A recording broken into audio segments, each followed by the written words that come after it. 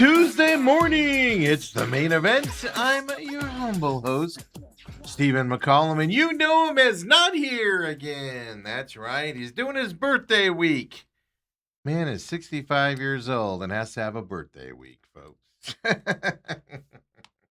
17-year NFL veteran, three-time Super Bowl champion. He's done a lot of other things out in the world. You know him as Dale Hellestrae. I know him as all-around great guy. Up in Sedona, he announced that on Friday, off this week, having some family time up there for his birthday. That was on Saturday. He'll be back on Monday for the shows and everything. So today, well, it's scheduled to come in. We'll see how the weather was for him, if he's dodging trees, driving across town here to get here. Bruce Cooper should be in today as well. I keep waiting to hear a message from him on traffic and things. I know we had to dodge some trees this morning, leaving our neighborhood after we live in the Far East Valley. And man, we got hammered last night. So for those of you in the Phoenix area that got all the wind, the lightning, the rain, it rained for a good 40 plus minutes. And I'm talking hard rain for a good 40 plus minutes, probably longer yesterday for us out there on top of the big dust storm that rolled through and caused me to miss some of the home run derby, at least on Netflix. I was able to listen to it on the radio, which Carl Ravitch was I believe it was Carl Ravitch on the radio broadcast. Kind of more enjoyable than the TV feed. I'll talk about that coming up as well for that. But home run derby last night, All-Star game tonight. We'll get you ready because, of course, Corbin Carroll and Erod. You'll probably see Erod on the mound tonight. Probably not for long. Like I said, it's kind of I don't want to phrase it as a once-in-a-lifetime opportunity for him, but it's not something that he'll be doing every year, most likely, with the amount of pitchers out there and stuff like that. So he's going to want to take advantage of it and everything at that point. Robert says, I'm so jealous. Did you know? So Robert last night was on Twitter and he was saying, save rain for us, folks, in the East Valley. Does that mean you didn't get any rain last night, Robert, is the bigger question. That's the question I got for you. Did you not get any at all? I mean, it was crazy rain. I took a couple of videos of it. So So you want to hear my story? Because I did miss some of the visuals of the first round of the home run derby. Like I said, I had to listen to it on the radio a little bit because of, well, I didn't mean to take a nap yesterday and I just passed out. My daughter's got this vanity she wants to put together, so we started putting it together. She got her braces off yesterday morning, so she just hit a wall while we are putting this vanity together. So I'm like, oh, we'll do it later, whatever. And we're gonna get some help later on today to come help us put together because it's a lot. Autumn's gonna come over and help us. We've already recruited Autumn, but so we're sitting there working on that. I go into my room. I'm making some calls and stuff like that that I got to do, and for the investment business. So I'm doing that, waiting for people to call back. I'm helping her out, and just all of a sudden, I wake up at 5:30. I don't remember laying down on my bed. I don't remember anything. I just passed out. It was like, wow, what just happened? Or I'm sorry, about 5 o'clock is when I woke up. And I'm like, what just happened? I don't know. It just hit me out of nowhere, I guess. I just passed out and went to sleep. So I wake up. Sunny as can be, just normal day. You could tell the humidity spiked a little, but I'm like, whatever. I noticed that because with my breathing thing that I got. What is that? Not I want to say Alzheimer's, but that's not it.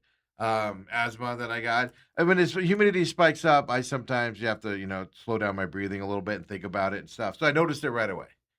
But I'm like, all right, what do we want for dinner? All right, pizza. We want pizza. All right, cool. Let's make it easy. Let's go get pizza.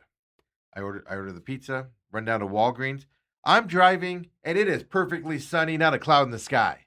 There's some dark clouds down in Queen Creek area, but distant from my house as I'm leaving the house. So I drive. And I drove to a pizza place that's probably 10 minutes or so from my house. Like a little bit of a drive to go to this pizza place. Maybe 15 minutes from the house. A little bit farther than the other ones that are closer. So I drove to this one. I got in there, and I was there about 5 minutes early. They said it wasn't ready. So I was just sitting in my car. Just out of nowhere. I can't see. Just dust storm galore. Wind blowing sideways, trees crooked sideways, dust everywhere. Can't even see. So I'm like, all right, I'll go in and wait inside. So I fight through the dust, and get inside, and I'm just waiting. I'm in there for a couple minutes, come out. Dust has let up a little bit, but the wind is still crazy. Get back on, basically Higley and Baseline, if you know the area. I'm stopped at a stoplight. I get back onto Higley to get back on the freeway, and I'm sitting there, and I see this giant tree branch with leaves on it, just tumbling off the side of the road, right in front of my car, and just sliding across the road. And I'm not talking a small tree branch. This thing was huge.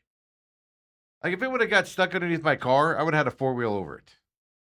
It was that big of a tree branch. That's how bad the wind was blowing. So then I get on US 60, fine, just windy, little dust, fine, whatever.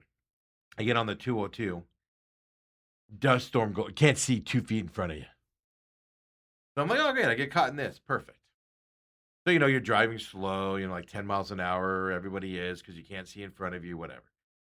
Get off at Elliott like we do. I take a left. Rain coming down sideways. The car, everything's flooded. Cars, getting pelted by the rain and all that stuff. I'm like, all right, cool, whatever. So I drive home.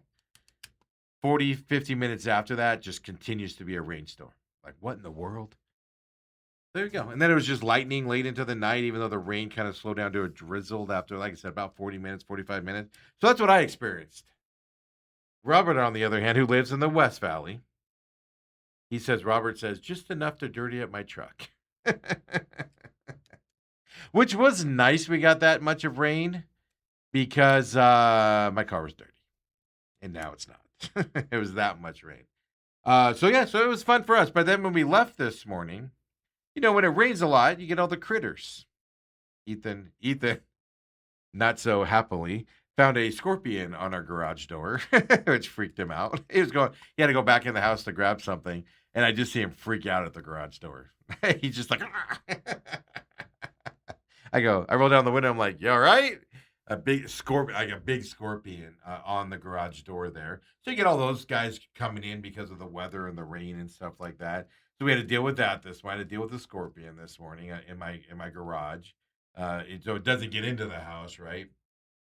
Then you're just driving around dodging trees all morning and branches that are just randomly in the road and tree branches broken off. And yeah, so sorry, Robert and you West Siders. I apologize. I know I had nothing to do with it. I don't know why I'm apologizing for it. Ethan says it scared the heck out of me. He did. He jumped. He went to grab the handle, and I saw he just jumped back. So he saw that thing on there. So, but anyway, I don't know why I'm apologizing. I'm not Mother Nature. I had nothing to do with it. But I will say this: you missed one heck of a storm last night. But in that process, I was expecting to go get the pizza and maybe miss one or two batters. Maybe one batter, maybe two batters. I missed four on television. 4 or 5 I missed. And this was a drawn out first round, right? Um, yeah, I missed four or 5 batters. I had to listen to it on the radio, which I'm not going to lie to you, it wasn't a bad experience on the radio. It just wasn't a bad experience on the radio at all. The other side of it was I struggled to get Netflix to give me the feed. If you're going to spend billions of dollars to upgrade your sports business and things to that effect to get people to watch it, fix your feed. Now, it might have been weather related. I don't know. But I had a hard time getting it. I did not get a good Netflix feed until Bryce Harper and Schwarber were battling it out. I saw the end of Schwarber, beginning of Harper. And then caught the rest of it after that on the Netflix. But it just wasn't loading right now. Could have been weather related, I guess. Our internet was working fine. We were all on it for other reasons and, video games and other stuff. We were all on it fine. But so that was my home run derby experience. But I did take away a few things out of the home run derby last night. We'll talk about. I felt it was better on Netflix than that old ESPN model of the time frame. I can understand why people don't like this because it is a lot slower as guys can just stand there with the bat on their shoulder for 10 pitches if they want to, right? And stuff. The home runs were down. Now, Philadelphia's park is not an easy place to hit home runs out there. The balls can get knocked down, with wind, with weather, and it's deep as well. But home runs were back, but that ending was fantastic, wasn't it? But the visuals is what I didn't like. of the home run derby. So we'll talk about that coming up as well. So again, Robert, sorry, maybe your storm will be coming. I did read that today. I did see chance of rain every day this week, and up to 50% chance on Friday. Generally, after you get a big rainstorm like that, like we got last night, generally it doesn't rain the next day, at least where we are. I know when we got to the studio today, power obviously went out here. I got an alert yesterday saying power was out at the studio, and our internet went down at the studio. Now this was 6 7 p.m. last night, so it didn't matter. But then it screws everything up. So coming in this morning for McCollum on business, you got to adjust cameras. Computer's running a little slower as it was shut down abnormally last night. You got to check the soundboard. So hopefully I'm sounding all right out there. I'm all wah, wah, wah, wah, wah, wah, wah. Just kidding. Kobe and Ethan take care of us here on that and stuff. So it did. So the storm at some point, and there were still puddles down here. We're at over by the airport, 44th Street area. There are still puddles on the ground out here. Trees were knocked down. So this area got some of the storm. So maybe it's just you West Siders out there didn't get any rain, which is bad, right? Because you need to wash away some of that stench over there in that West Valley. Just kidding. Just kidding, West Valley. Settle down. It was just a joke. It was just a joke. Everybody take a deep breath. Hey, here on this Tuesday, I mean, we're that thing, All-Star game tonight. Looking forward to that a little bit coming up. World Cup today gets underway. The game of the tournament is going to happen today. I know I'm sticking my neck out here. I know I'm going to tell you guys this is the game you want to watch if you've given up since the U.S. has been eliminated. I'm running the risk of this being a dud. I understand that. Spain France is going to be an epic game. Should be an epic game. Should be one of the best games of the tournament. Could be your championship game as well. And guess what, folks? It happens at noon. Yeah, noon. Nighttime over there in Europe, but noon our time. 3 p.m. Eastern. Right when everybody's working and dealing with that stuff. I don't get it. I get it because you want to maximize as much eyeballs. But when things happen over in Europe, like the World Cup over there, I'm waking up at 3 in the morning to watch games. They don't adjust it for us. Should be fair game for them as well. Spain France today noon on the World Cup side. I'm telling you, folks, you're gonna want to watch this. I got France winning this game and winning it all. Spain could put a big wrinkle into it, but I think the winner of this game is going to be your World Cup champion come Saturday. Come Saturday afternoon. That's how big of a game this is. I've determined it also. Tomorrow, we'll talk more about it tomorrow. Obviously, tomorrow you got England and Argentina. I'm gonna go with it, man. My brain will not let me make this pick for some reason. My heart won't let me make this pick. It's just they've always let down their nation since the beginning of time. Since 1966 when they last won the World Cup. That's England. England has shown me they're gritty. Argentina hasn't played anybody good. This is their first high-ranking team. They've struggled against Cape Verde and some others. So tomorrow, I'll just tell you right now, I'm going England to win that. It's going to be hopefully a France-England matchup here coming up for the World Cup championship. It could be Spain-England. Who knows? We'll see. But those are my two picks going into this as well. Ethan says, I would stay up all night if I was in Europe. And they do. They have watch parties, and this is a big deal over there. This is a big deal. No, you're going to see epic ratings in Spain and France for this game tonight. Absolutely. And then tomorrow, the game's at noon as well, I believe. Middle of the day game. You're going to see the same thing in England and then Argentina as well. You're going to see people will stay up and watch it no matter what. They ain't missing this game, folks. Coming up here for them as well. So lots of exciting things, even though it is the All-Star break here for us here in the United States as well. NBA Summer League's going on, and Bruce gets here. We'll talk that with him, see how he thinks the young guys are doing as well. I don't know. So I wasn't able to watch the beginning of, like I said, I wasn't able to watch a lot of the first round. I was stuck in that weather, bringing back a pizza and stuff like that, going slower. I was able to listen to it on the radio. I did not hear this. Did this happen? This is what I got to ask you guys.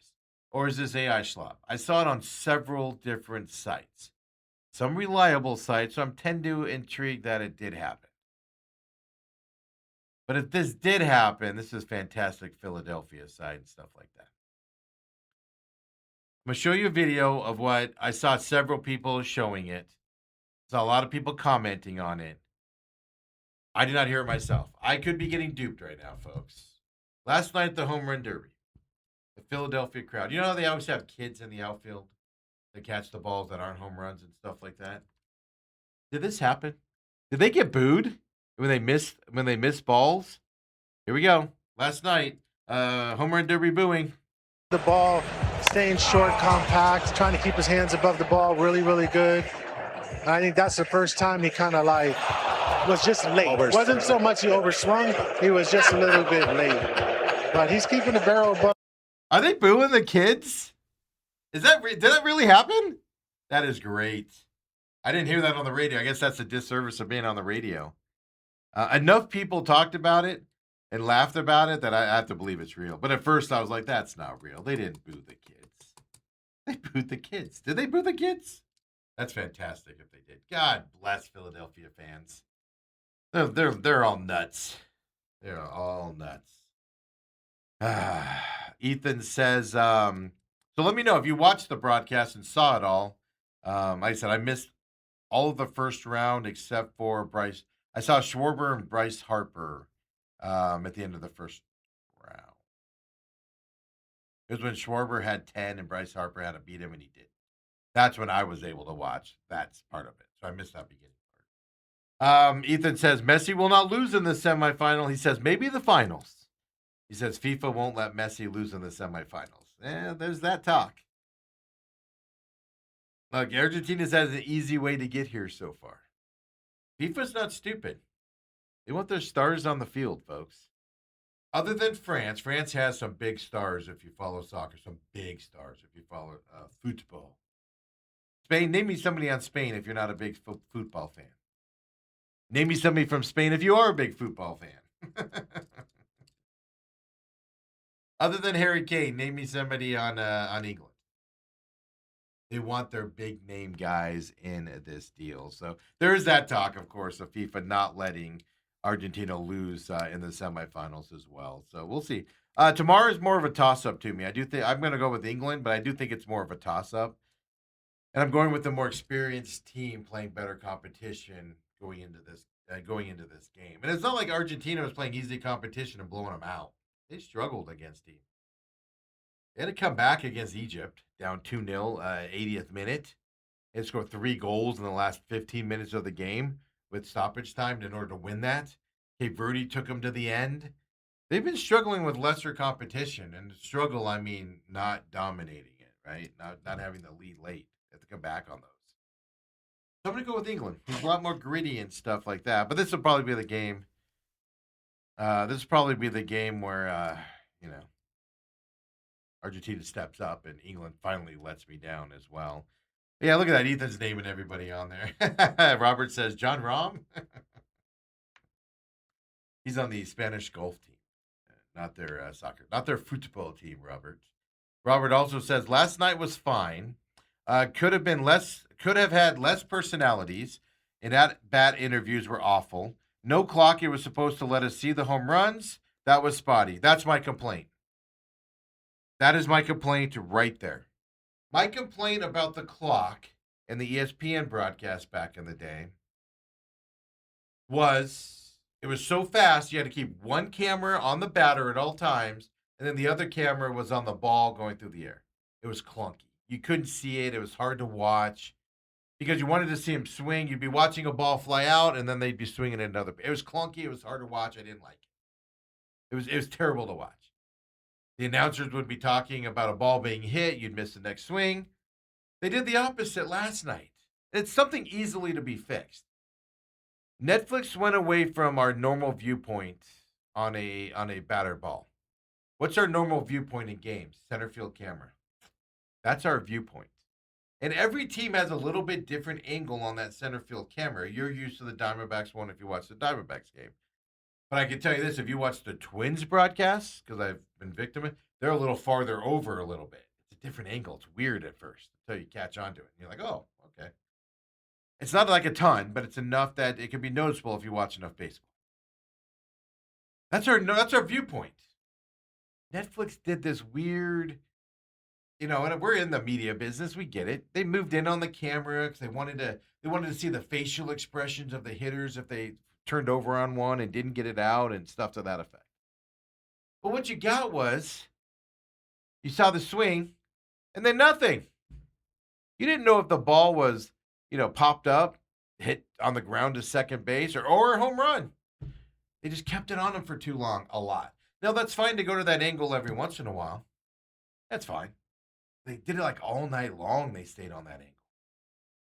Then, how many times, especially in the later rounds when I was watching it, how many times did they not even show the swing or the hit? And they're just yakking. And you're not seeing anything. Like, what is happening right now? That's easily fixable. They tried something, it didn't work from that perspective. I'll tell you this. I enjoyed this format better than the clock one. I understand if you don't. But the broadcast elements of it, the at-bat interviews was terrible. Knock that crap off. The element, though, those are all fixable things. This format, I think, is the best format. Number of swings. How great was that ending? Down to one swing left. What was he down by? 4 home runs. Misses one of them, he's out. Boom, nails them all. Beats the home down guy Schwarber on top of it. Fantastic. Loved it. Loved it completely. I enjoyed that aspect of it. But fix the visuals. I think they tried to get too cute, Netflix did. I think they tried to get too cute last night. But as for the format, I love the format. That's the format I think it needs to be. My problem is I might be in the minority on liking that format. That's my problem. Robert also says, I know it's a great experience, but don't have your dad throw in a home run contest. Yeah. Oh, yeah. By the way, Robert, your boy Ben Rice that you said wants to make a name for himself. How'd that work out last night? By the way, Yankees, Jazz Chisholm, was it last year or 2 years ago where he only hit like 2 in his first at bat and was eliminated? Then Ben Rice. Yankees don't do well in the home run tournament as well. So the reason why you have your dad do it, one, it's a special memory, one. And then two, his dad's been throwing with him his whole life in batting practice and stuff like that. So I get why they do it. I get it. It's an exhibition after all, things to that effect. I like how they take it serious, but they don't take it serious. Like Bryce Harper didn't care he was in it last night. He could care less. He cared less. But some of those guys take it seriously. That kind of gives you that dynamic that you deal with out there as well. So Robert said, that's exactly why I do not bet. I saw Ben Wright's deal and I went, oh no, I was listening to it on the radio. And I was driving through the rain, like torrential rainforest. And so I was like in and out of listening to them, Ben. And he had like, I don't know, he was like on his 10th swing. And they're like, he's got 1 home run. And I was like, what? Hey, wait, what? Repeat that again? It was amazing. But for Bryce Harper to have as little as he had, it was just like, what? I don't know. It's an exhibition. If anything else was on last night, besides the WNBA, anything else was on last night, I wouldn't watch the home run derby. It's the same reason I don't watch the 3-point contest very often. Is there's usually something else on and stuff to that effect. I don't watch the All-Stars festivity stuff, the sharpshooting and hockey. I just don't care. But last night there was nothing on. So, hey, let's turn it on. Let's listen to it while we're doing other stuff type of a thing. But that's my conclusion. Netflix tried to get too artsy cute with it. But the format was right. They nailed the format. And even that, Jeff Passan, of course, ESPN great, went into this saying he thinks this is going to be the crappiest home run derby on the face of the planet. He said it's going to be garbage. I'm paraphrasing, but let's just be honest. That's what he was saying. Even afterwards, he said that was a fun format. That was fun. Now the ending helps. That ending helps. No doubt about it. But here's the other side of it. If you're a casual baseball fan, you know who Jordan Walker is with the um, St. Louis. Do you know who he is? Do you know who Ben Rice is with the Yankees? Casual people, I don't think know these guys. Yeah, you know Schwarber. Yeah, you know Harper. But casual people don't know most of the guys that were in that tournament last night. No clue. Seen them for the first time. And the other thing that annoys me about last night was, and this is just a side pan, has nothing anybody could do about it, is Jordan Walker is what Pavin Smith should have been. He was not considered good a couple years ago, was struggling, not being there. And he found it, and he made it. Made it there and everything, and good for him. Good story, definitely a good story for him winning that last night as well. I don't think there's any questions about that out there. Let's just do it again, just because it's fun. It's Philadelphia fans. God bless them. Philadelphia fans not happy with the little kids trying to catch random fly balls out in the outfield here. Let's throw it again up. Here it is. Last night, Philadelphia fans in this tournament. The ball, staying short, compact, trying to keep his hands above the ball, really, really good. I think that's the first time he kind of like was just late. Wasn't so much he overswung, he was just a little bit late. But he's keeping the barrel above. I can't get enough of that. That's so great. These kids are traumatized for life now. It's like I'm just trying to. At least I didn't see any kids get hit in the face with the ball like we've seen in World Series past or Home Run Derby past. We haven't seen any of that as well. And the other fun thing about this is Jordan Walker makes $799,400 this year. That's what his salary is for this year. He won $1 million last night by winning the Home Run Derby. That's heck of a bonus that you can get behind, right? As well, you can get behind that. Yeah. So Home Run Derby payouts. This is how you get the big guys. See, here's the problem. I don't think Bryce Harper cares. Schwarber cares because he's a home run guy. But I don't think Bryce Harper cared to be there. He was only there because it was the hometown, and he got a chance to go up there. But first place, Jordan Walker, $1 million. We told you that. Kyle Schwarber. Kyle Schwarber is looks at this $500K. Yeah, it's a nice little check, but it's pocket change for him. Kyle Schwarber, $500K. The 3rd through 8th spots there was $150K that they got. So Kyle Schwarber, by the way, makes $30 million this year. Yeah, $500K there. He's like, all right, cool. Paid for another house or something. They don't care about it. Bryce Harper, Murakami Contreras, who had the longest home run, by the way, $100K. Was that 490 yards? I think the longest home run I saw hit at Citizens Bank Park, where the Phillies play. Is that what it's still called? I just had a brain fart. He, the longest home run hit in a game there was like 475 feet, and they estimated his home run there in the first round at 490 feet. I think is what I saw. They launched that bad boy. Was that Upper Deck? He wanted the bonus of 100K for longest home run. He's making 14 million this year. Murakami, 150 grand in his pocket. He's making 17 million. Bryce Harper's making 26 million. He got 150K for participating. Rice, he's making 846K. That's good money for him, 150K in his pocket. Caminero, he's making 795. Caglione, 784,000. That's good payday for them, 150 grand. Definitely. That's what I'm just saying. The payout doesn't make the big name guys who are making 30, 26, 30, 40 million dollars. Like you'll never see Juan Soto, well, for a lot of reasons, but you're not going to see a player like Juan Soto in the home run derby. Not worth it. $1 million to a guy making $50 million a year is nothing. It's a rounding error at that point. But I do like what they did. I do like it. These young guys get a little bit of a bonus, and it's fantastic to see them do that as well. We got some other stats here. Of course, we're at the quote unquote halfway point here of Major League Baseball. Um, Major League Baseball attendance so far in 2026. Yeah, it's up 1.1% year over year at the All Star break. Major League Baseball is on pace for a 70 million plus season for attendance to their stadium.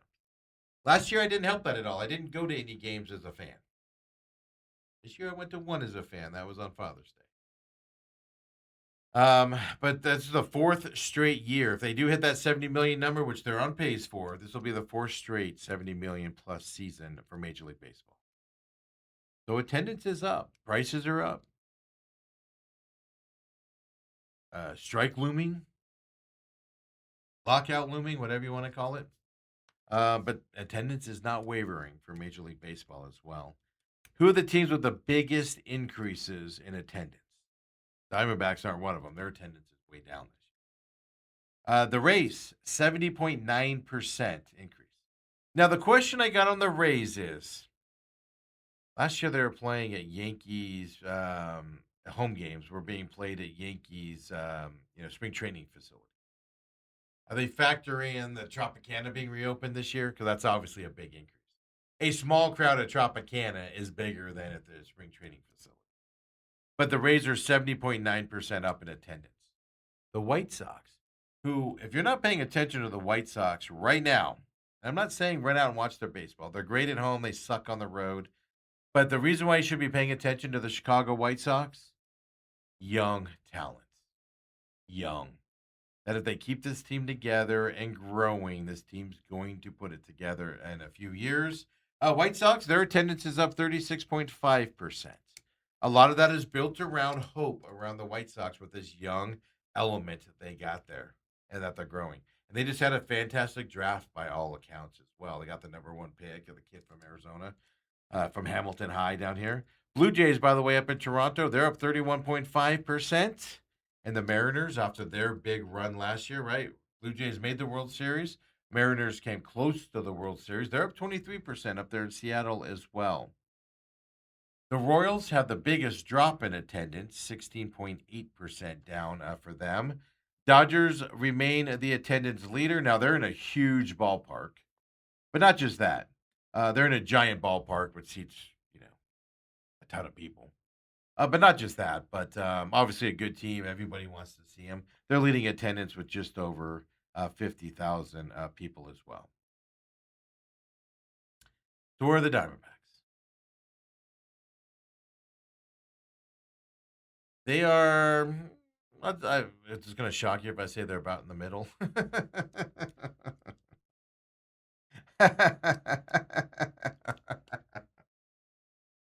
The bottom five teams in overall attendance are the Athletics, Sacramento. Shouldn't shock you. Yeah, the Vegas game sold out as well. Sacramento sells out, but it's a small stadium.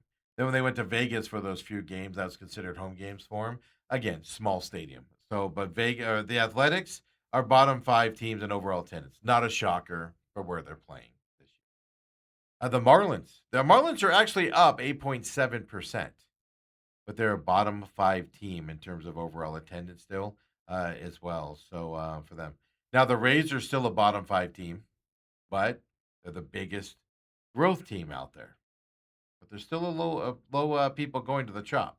That's what I was wondering. A smaller crowd at the Tropicana is still bigger than the spring training facility they played in last year because of the dome problems that they had there. The Royals and Pirates are also in that bottom five as well. So I told you the Royals are biggest attendant hit so far, down 16.8%. Now the Royals do have a plan to build a new ballpark. I don't know, is the ballpark that ballpark in Kansas? Now I haven't been there in about 10 years, but that ballpark's pretty sweet looking. I enjoy it, but it is outdated. It's been there forever. A new ballpark, well, they'll probably get more Kansas. You know what gets people there in Kansas City? Winning. Yeah, the Astros are down 6.6%. The Nationals are down 6.5%. The Orioles down 6% in terms of their decline as well. So The Padres are down 2.5%. The Yankees are down 4.4%. As well. Phillies are down 5.3% on the year as well. Yeah. Now they are the Dodgers, Padres, Yankees, Blue Jays, and Phillies are the top 5 leaders in attendance. But down as well.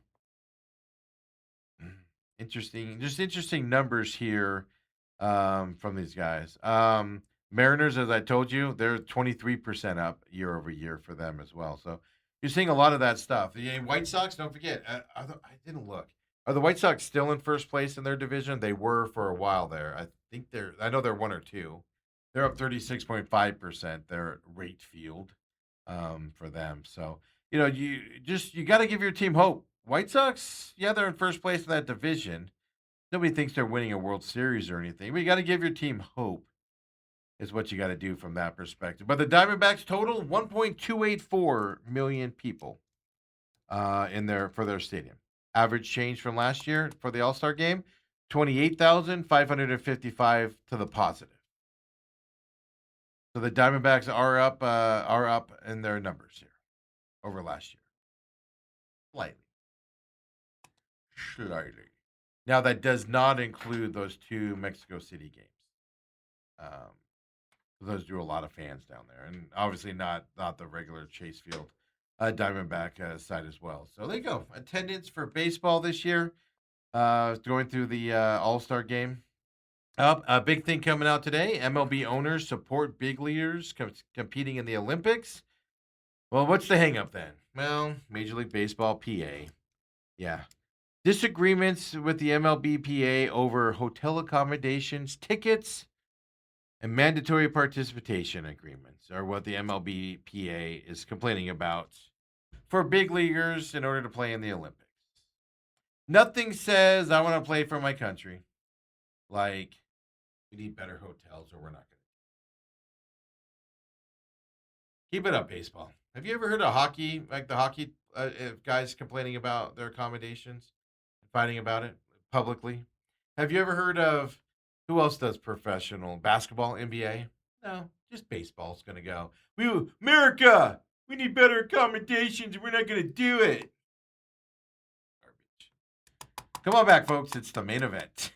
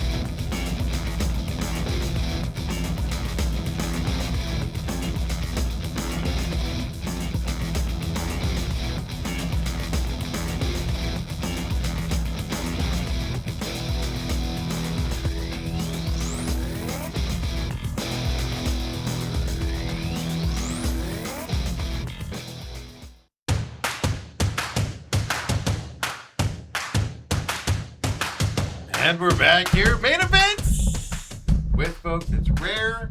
Well, I'm getting kind of used to it, but it's the legend with us, folks. I've kind of gotten used to it, Coop. Yeah, well, like we were talking off air about Dale Hellestrae and his absence. I mean, the guy. Yeah. I understand he's on a week-long birthday spree. Yeah. Birthday week. What is that? Yeah. I mean, what is that? Who does that? Well, tell the story you're telling me. Who takes month-long birthdays? My wife takes a month-long birthday. But again, she wears a skirt. But I mean, Dale, I'm not trying to start anything. But brother, let me tell you, when you go to the closet, man, you need to steer away from the wife's closet and go straight to yours. 'Cause, I mean, a week off to celebrate your birthday, man, that's insanity. What guy does that? And a week in Sedona. You've been to Sedona. I've been to Sedona 100 times. What are you doing for a week in Sedona? Yeah, Dale's not hiking. Yeah, that's a weekend spot. Yes. Dale. It's a weekend spot. Yeah, by today, I would be like, all right. What are we gonna do? Want to drive to Flagstaff for the day? What do you want to do? Yeah, no, it's a weird thing. I know, but he's celebrating his birthday. I know his kids and his grandkids are going up there for a few days, but see them here all the time. That's the difference between Sedona and here. Yeah, I know. We're just complaining. Yeah, Dale's lucky he gets all that stuff. Coop, how you doing, man? I'm doing good. Look, I'll tell you what. I come into MLB All-Star Weekend just riding cloud nine. I mean, the Diamondbacks gave me hope. See? Are you freaking kidding me? That's what I talked about yesterday, Coop. I brought that up. Really? They gave everybody hope with the way they finished that first half. Dude. Not just that, though. They finally got rid of Pavin Smith. It's not an attack on him. Zach Gallen, they're finally doing something on. Does anybody believe he has right arm inflammation? They finally made that move. Those two moves alone give you hope. Then the bats lay up. That was my whole thing yesterday, talking baseball. Well, You got hope. We talked about this last week. They give you no hope. Nobody's fighting for their job. Everybody's just there. And all of a sudden, with two moves, and then you go dominate the Dodgers, all of a sudden hope is here. Well, and I found myself asking this. Did the Diamondbacks hit their stride?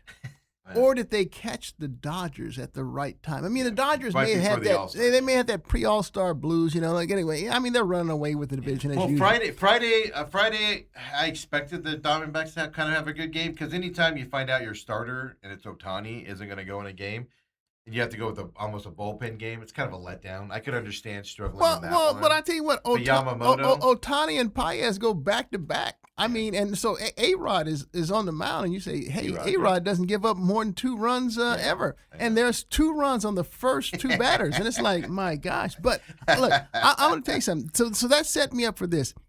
I mean, you and I have raved about what the Diamondbacks bullpen has been able to come through. Dude, they were just electric in this series in Los Angeles. They didn't allow a single run, if memory serves me correct. With those hitters. But that's always the question with the Diamondbacks, right? I'm going to talk bullpen in a second, but that's always the question with the Diamondbacks. They'll do this, and then they'll come out on Friday and lose 9-1, and not be able to hit the ball. Yeah, that's the problem with the Diamondbacks. Yeah. Now we all have hope they won't do it with the time off and stuff to that effect.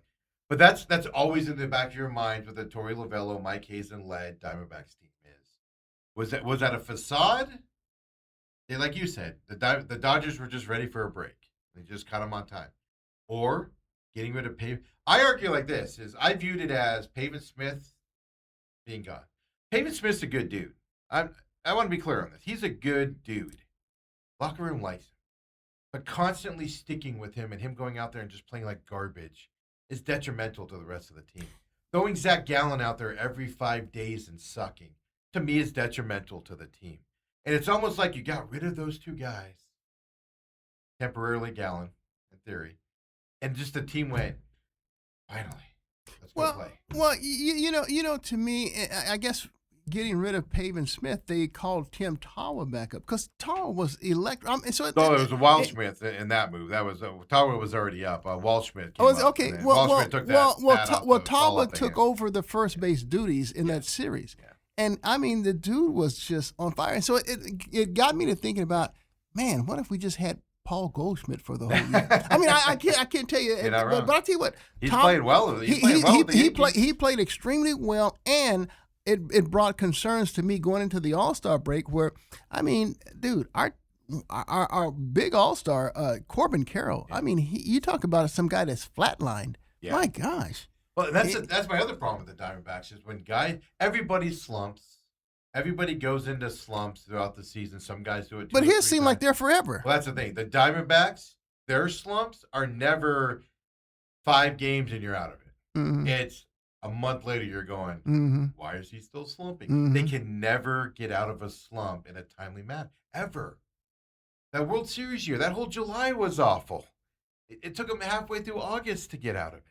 It's just, there's just something where, I don't know if it's the attitude or what of the coaching staff, but that's where your frustration comes in. Everybody, remember beginning of last year, Corbin Carroll he changed his swing. He sucked going into the All-Star break. Yeah.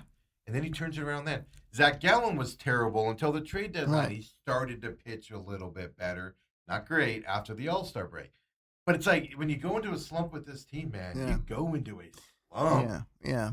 I mean, to be honest, I mean, even Ketel Marte. I mean, they're two All-Star. Their two best players are doing absolutely zero, and yet here the Diamondbacks are.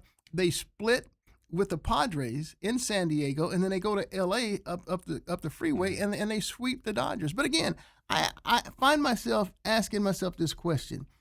You know, did the Diamondbacks really give us hope, or did the Dodgers? Yeah. I just don't know what the Dodgers. Well, see, that's the problem with the All-Star break.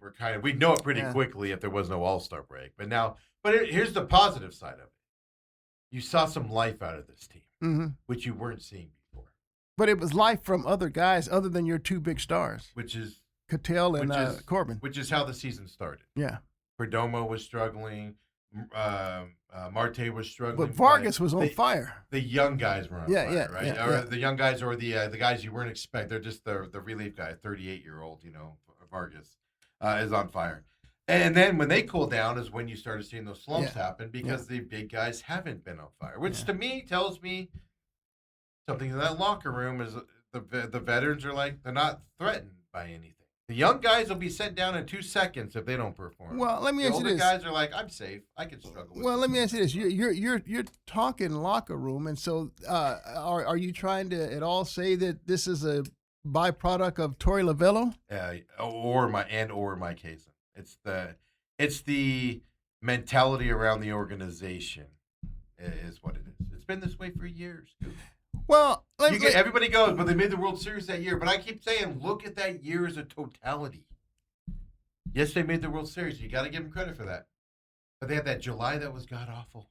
They backed into the playoffs. Everybody goes, yeah, but they still made the World Series. Okay, but it was the same motions and everything that we're seeing today that we saw back then. We saw before that, and it's all those mechanics that are in there. A voice change, I think, is needed. And I was even going into this last week, Coop. I was saying, nobody's fighting for their job. Is the All-Star break a chance where you can make a move on a manager and just see? Because you know what this team was. So if they didn't make any changes and they didn't do what they did against the Dodgers, I was saying last week, maybe you need to make a voice change. It might not work out, but we know what's going to happen. This team's going to be 500 at the rest of the season. But then they make those two changes, IL and then, Pavin being gone, and they wake up. So now you can't make any changes and see what they can do when they come out. well, if you are suggesting that the Diamondbacks have a new voice in the clubhouse, meaning Lovullo is out, it could be any coach. Do you have a manager in mind or a style of a manager that you'd like to see instead? I don't know the gentleman very well, but I know of him. I'd like to see some meanness on this team. Jeff Bannister needs a voice on this team. That dude's tough. That dude's tough. He mean mugs out of the dugout, Coop, and something goes wrong. He mean mugs. Torey's all, okay, guys, we'll get it. Bannister's behind them all. Well, I will say this. I will say this. I am a Torey Lovullo fan, and I'll say this that. By the way, so am I. That you I don't want to minimize that 23 World Series team because dude, they swept the Dodgers, and then they went on the road in games 6 and 7, and they quieted and shut down. I mean, it was amazing to see that Philly fanatic crowd that was just before each game. No doubt. Yeah, No doubt. and we shut them home. You got to give them the credit. Yeah, on that. yeah. But then you go into the World Series with a bullpen. Well, yeah, games. I still and that's true. That's true. But That's where I get frustrated. But I still blame, and that's why I wasn't a Paul Sewald fan. I didn't want to see him back because Diamondbacks had that first game. It was a wrap. Yeah. And he just blew it. And then instead of coming back here 2-0. But look at the totality of the Diamondbacks. Let me interrupt you there, but why is it that every time a player and or a coach, think third base coach last year, why is it that the fan base has to get so irate? Even Paul Sewald that year. Remember how bad he was for the longest time? They kept throwing him out there. Mm-hmm. And we kept getting told, we know what he can do. We're hearing the same thing about Zach Gallen. Why is it that the fan base has to get so irate with the team to where they're turning off their channels and not going to games and stuff? Because the fan base can see it's not working out. But then the team is telling you how it is. But Derek Hall was on a local radio station saying how we know how Zach Gallen can pitch. But every fan out there and every baseball person out there, sits there and goes, it ain't working out, guys. It ain't working out. You keep sticking with them, stuff to that effect. Why is it that we remember the third base coach last year? Fans were losing their minds that he was sending them and everybody was getting thrown out by a mile. Yeah. Torrey, we got to stick with him. We know what he's doing. This is great. And eventually the wave got so big that they had to make the move. Right. Why is it that happens all the time? That's what the frustration. Well, I will say this. I am a Torrey fan. I think Torrey will get picked up almost instantly when he's done here, which will be after this year, I believe. He will be picked up instantly. I think Torrey can do really well with a really good veteran team. Yeah, here's the deal. Despite my affinity for Torrey, if I had one complaint of him, it would be this, that he's too loyal. I mean, and he's too loyal to a fault. Exactly. Because there are guys who, as you just deadpan or you just mentioned. You go through the list of them over the years. They would need to go. It's almost like me getting so upset with Jordan Ott, the Phoenix Suns head coach. I mean, this dude would continually running out these midget lineups. So in a bunch of guards, and then he wonders why you get pounded on the glass and beat horrifically in the paint. You get out rebounded by 50. Yeah, I mean, so Torrey has this problem of sticking too long with players. Now, look, I'll say this: I'm absolutely shocked that he has decided to go more with Kepler over Lourdes Gurriel, because Gurriel is one of his boys, one of the guys that he's loyal to. The thing that shocks me that I'm not sure Gurriel's healthy. Are we even sure he's healthy? But the thing that shocks me about that is you're right. He's kind of overshadowed Lourdes Gurriel with a guy that even if you made a playoff run, couldn't play in the playoffs. You're going to beat Gurriel in the playoffs. You're right. You're right. But Kepler's waking up as well. He is. But again, the way I struggle with that is, great, he can sit there and Kepler can get you to the playoffs and dominate and be an MVP for the rest of the season. Game one of those playoffs, he ain't going to be there. You're not going to be there. And look, to me, the Diamondbacks, and it's no secret. I mean, the numbers bear it out. Their best player right now is Moreno, Gabby. I mean, the guy's hitting 300, and he's the only. He can't run the bases. Yeah, he can't. He's got that hamstring injury. Yeah. Now that McCann's back, I'm hoping Moreno can get some more rest or something to where he can get that healed up, because they needed him with McCann now. But now that McCann's back, he could take some of that pressure off Moreno for a little bit. But they have Gabby hitting cleanup. I know. So I know. So that's the problem. And so if he can't run the bases. That's the hard part. Yeah, you're right. He can run the bases. It's one thing if you could just go catch scoop. But he puts his bat on the ball, and he's pretty adept at going the other way. I mean, he just takes pitches the way. And I noticed that the outfield, everybody kind of shades him to the right anyway. But I mean, between him and Perdomo's really starting to pick up his play. I was so impressed with that barehanded off balance throw. I mean, their defense in that Sunday was unbelievable. Yeah. And as you notice, they've dropped Arenado all the way down to like the 7th hole in the order. Yeah, but and he's performing at those levels. Yeah, that was always my argument. Was we had this discussion where you started to hear, well, the top of the lineup struggling because the bottom of the lineup is struggling. The young kids are struggling. And that's why I was like, just drop one of these bad. At the time, it was Perdomo who was struggling up there. Mm-hmm. Drop him down to that 7th spot. So you can get a hitter down there. He'll get better looks at balls. And then that bottom of the lineup will flip over and help those young kids down there. I think, but again, everything just takes so long to change. And that's just where I get frustrated. But I mean, no, Torrey's safe now with the way they finished that year. They give everybody hope again. Yeah. Going into this. Yeah. It could just be this team was like, these guys keep getting run out there and they're not performing. Well, we're having to pick up for them. And now that they're gone, everybody's going, all right. Well, you know why I think they keep extending the leash for Torrey is that after the World Series year, they came back. They went down to the final game of the year. I mean, they needed the Braves to sweep the Mets or the Mets to sweep the Braves, and they wound up splitting. Yeah. And so that kept because it was a doubleheader. Right, because right, of a rain right, out or something and so that kept the Diamondbacks home. Then last year, they went down to I think it was the penultimate game, right? It was last year I get confused because I don't remember when they were officially out of it. It was but they were last week. still in it, and Marte started taking games off because he fouled the ball off his foot. He took a day off after that. And when everybody else, Blaze Alexander took that ball off his elbow, and you could see the seams, and he was out there the next day. I don't remember the exact time last year when they were eliminated, but they were in it till the end. No, it was the final week of the season. I was thinking it was the next to the last game. It might have been, but I get season. confused. But Marte was taking games off leading up to that. And so. And so I think that's kind of extended the leash, but I think this might be the year. I know it's another one of those lame duck kind of years for Torrey's in that contract year, the final year, and he needs a postseason run to save his job. No, and that's where it also gives you hope. They're 2.5 games out of that 3rd spot. Yeah, they were pushing 5 before that Dodgers series, and you can make some more movement here coming up with the Cardinals. And that's what's interesting about the wild card is, right? Do you expect the Cardinals? Last year they sold at the deadline. Yes, they did. Tanked. They didn't add a ton. And they've overachieved this first half. Yeah, and so are they going to come backwards? And what are the Padres going to do? Are they going to keep sucking, or are they going to wake up and start playing? You have an opportunity to make a run.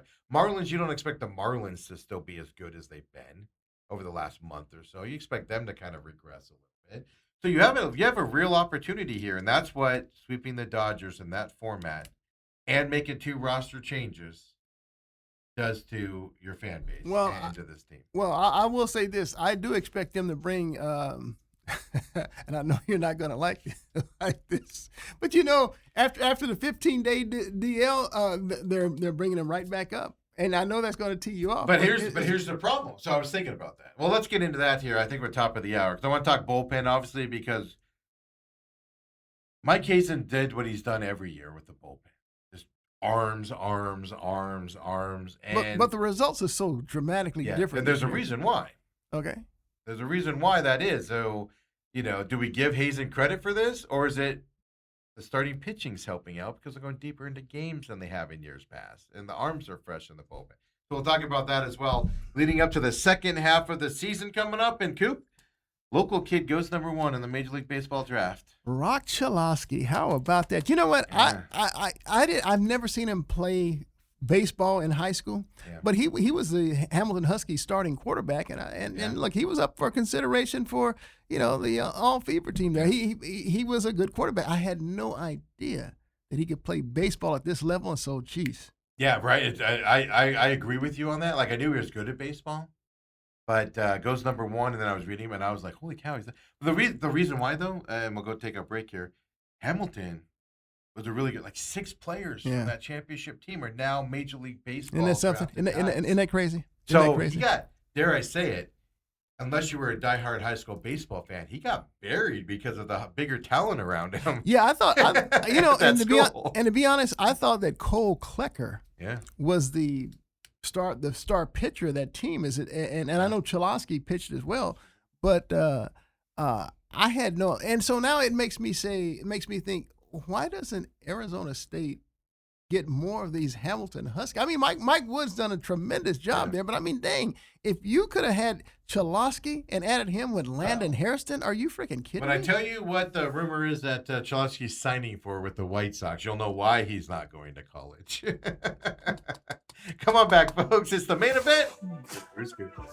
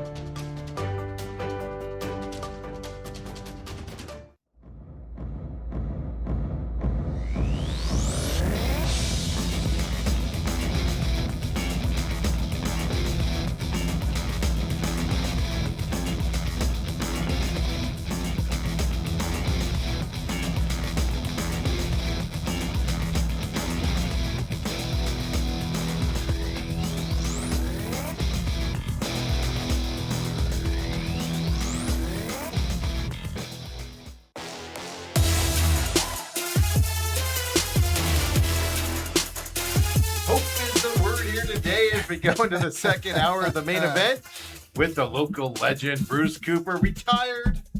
He sleds the crowd. He was dodging trees coming in today, getting his car through those puddles. Hey, let me tell you something. It was a little slow, a little on that freeway coming in. Yeah. I mean, I said, man, look, I know it was a major dust storm and thunderstorm last night, but hey, man, the clouds the skies are clear. I mean, let's get this traffic moving, on people. The freeway, yeah. And I took that north 202 around today because I was like, I'm not messing with 60 after a giant rainstorm. I don't know what that was like. 660. 202 was quick and easy to get up and around. Did you get a lot of rain last night? That's the big question. It did. We got it was a good 40, 50 minutes of just solid hard rain out where I am and trees just sideways and stuff like that. First big storm. And they say rest of the week. Look forward as well.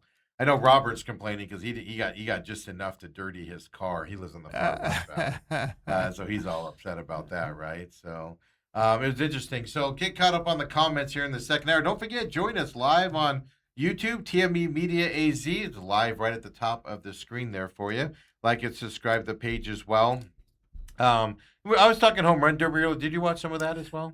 You know, I watched just a little, but you know what? And I only watched the end, and I guess that's all you needed to watch anyway. Yeah, that was a great ending, wasn't it? And I was unaware of the rule, the new rule change, the new format, where Walker was down to his last pitch. Mm-hmm.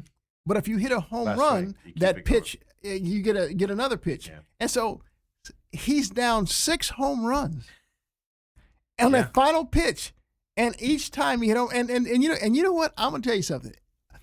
You can hear the Philly crowd. I mean, they're in it. Yeah, because the guy that's gonna win it. If he doesn't do it. It reminded me so much of the 23 playoffs with the Diamondbacks NCLS when Game 6 and 7. We talked about that earlier. Yeah. But I mean, to see the crowd defeated like that, that's what it reminded me of. I'm like, boy, this is like deja vu all over again. I've been asking people all day, did this happen? Because I missed the beginning part. I got caught in that storm going to pick up a pizza. I left the house, Coop, and it was just sunny as can be. Not a wind in the sky. Went and picked up a pizza. Got back in my car. Giant dust storm rolling through. Cloud, rain coming down side. So I got caught in that. So I was listening to it on the radio. So I didn't see this. Kobe, do you have that clip still available of the crowd last night? This is during the base. This is why it's so great to see Philly fans get so dejected out there. Listen to the crowd when the kids in the outfield make this play. Play it. Go ahead, Kobe. The ball, staying short, compact, trying to keep his hands above the ball, really, really good. I think that's the first time he kind of was just late. It wasn't so much he overswung, he was just a little bit late. But he's keeping the barrel above. I can't get enough of that. Didn't they boo Santa Claus? Yeah, they did. They Okay. booed Santa. Was it, Okay. yeah, it was them, right? That booed Santa Claus. Yeah, I think it and was Philly. They throw batteries and stuff like that. So I just giggle, and so I'm just always happy when Philly fans get a little bit of misery. Yeah, but look. I was like I said, I was totally unaware of the new format, the new change there. But I thought the new format. I think the format's right. I think the way they presented it was bad. How Like, so? there were times where the angle you're used to. What angle are you used to watching a baseball game for hitters and stuff? Well, it's the center field camera. Yeah, center field. And they were up close, kind of low angle. So when they hit a ball, you didn't know its trajectory.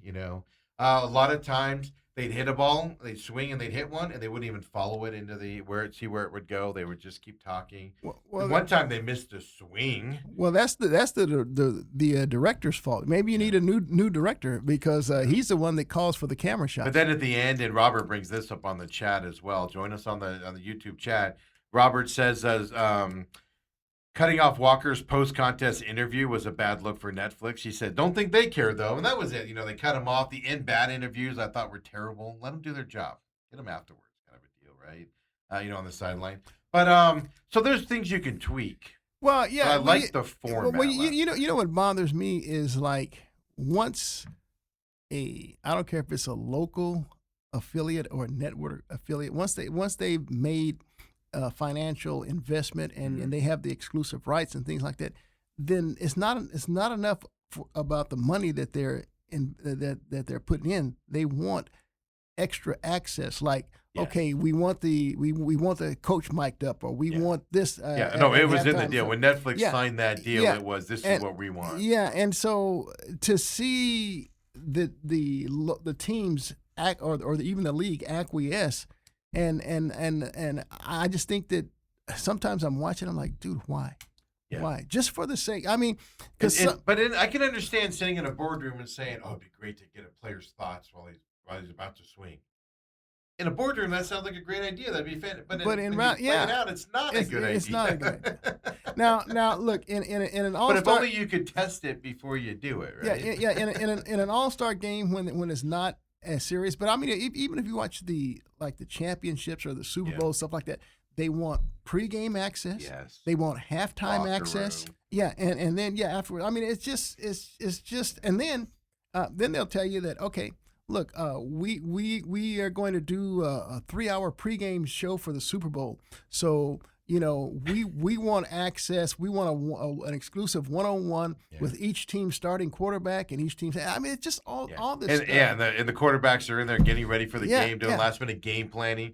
Yeah, because I make fun of Dale all the time because, like in soccer, the World Cup, the players go out there with the little kids. And I go, Dale, you could have done that as a cowboy. You could have walked out there. He's like, I was in game mode. You didn't want me near a kid. Because you have to be mean. That's what always cracks me up about senior day in college football. It's like, oh, you get your name announced and you run out there and you see your mom and your dad and your siblings. You're all crying. They're all crying. You're all crying. My last game. And then you have to go kill somebody. It's like, do I don't know when you can do it, but do it some other time than when they need to be in football mode. They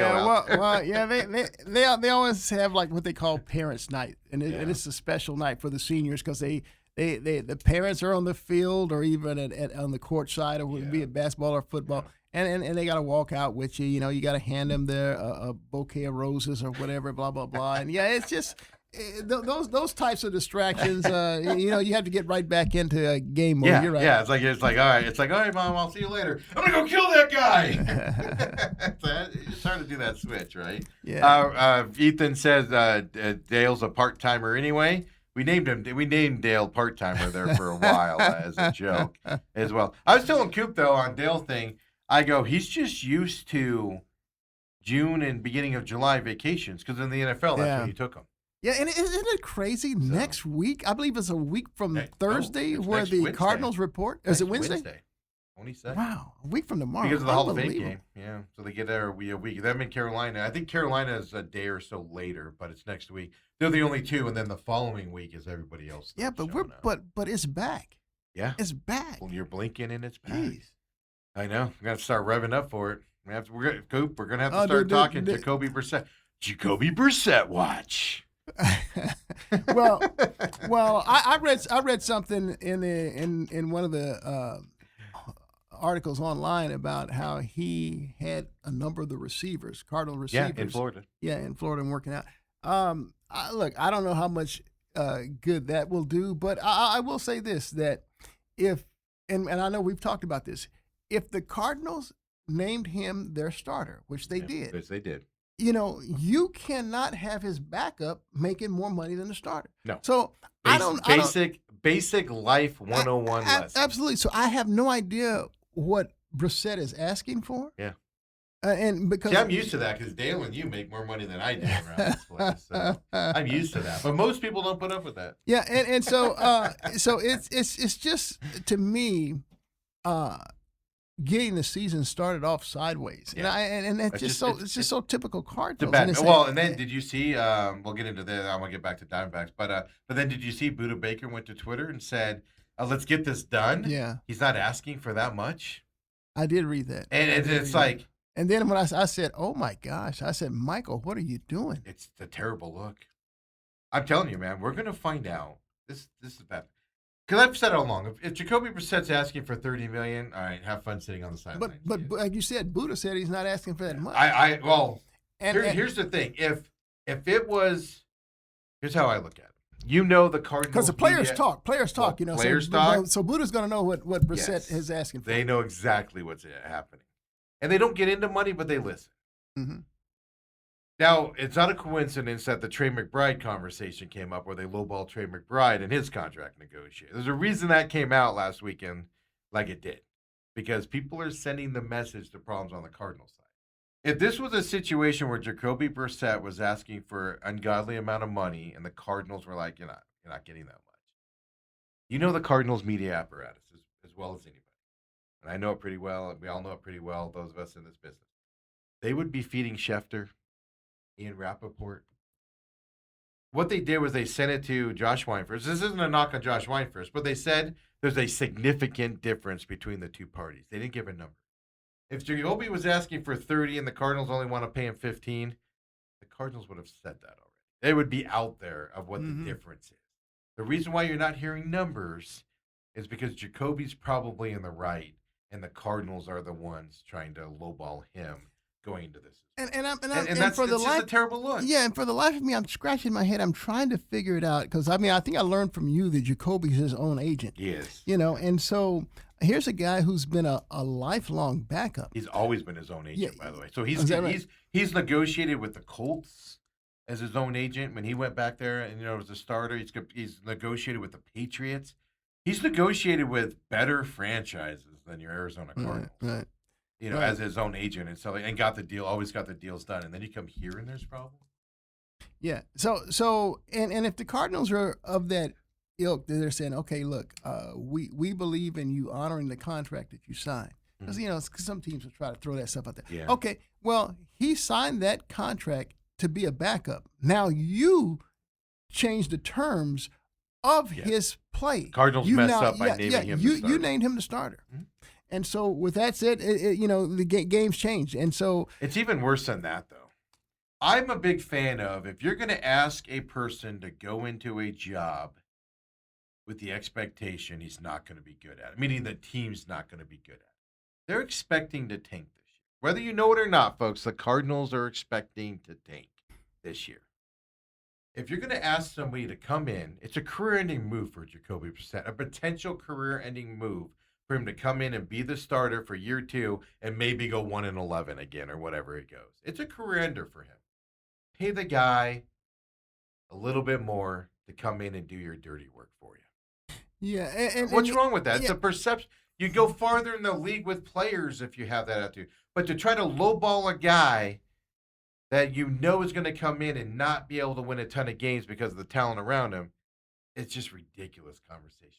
Pay the guy a little bit more than you want to come and do your dirty work for you. It's not that hard. Yeah, and this and a 1-year deal, Coop. Yeah, absolutely. And this is what I hate for Jacoby. They too many people point to, well, you see the season that Trey McBride had, you see the season that Michael Wilson had. Well, they can make it They got that because of Jacoby. Jacoby is a guy, he deserves to be started. Well, here's the deal. If you go and you just really break down Jacoby's fourth quarter numbers, I mean, they're off the chart. And why are they off the chart? Because the Cardinals are down 20, 30 points. Yeah, and he's got to throw the ball. Yeah. And so now the defense is not playing as the same coverage. Now they're starting to mix some other people in, other subs in. And so those numbers look better than what they may actually look when you start a game and you're playing against one of the toughest schedules in the league this year, because that's what I believe the Cardinals have. The toughest. Yeah, the toughest.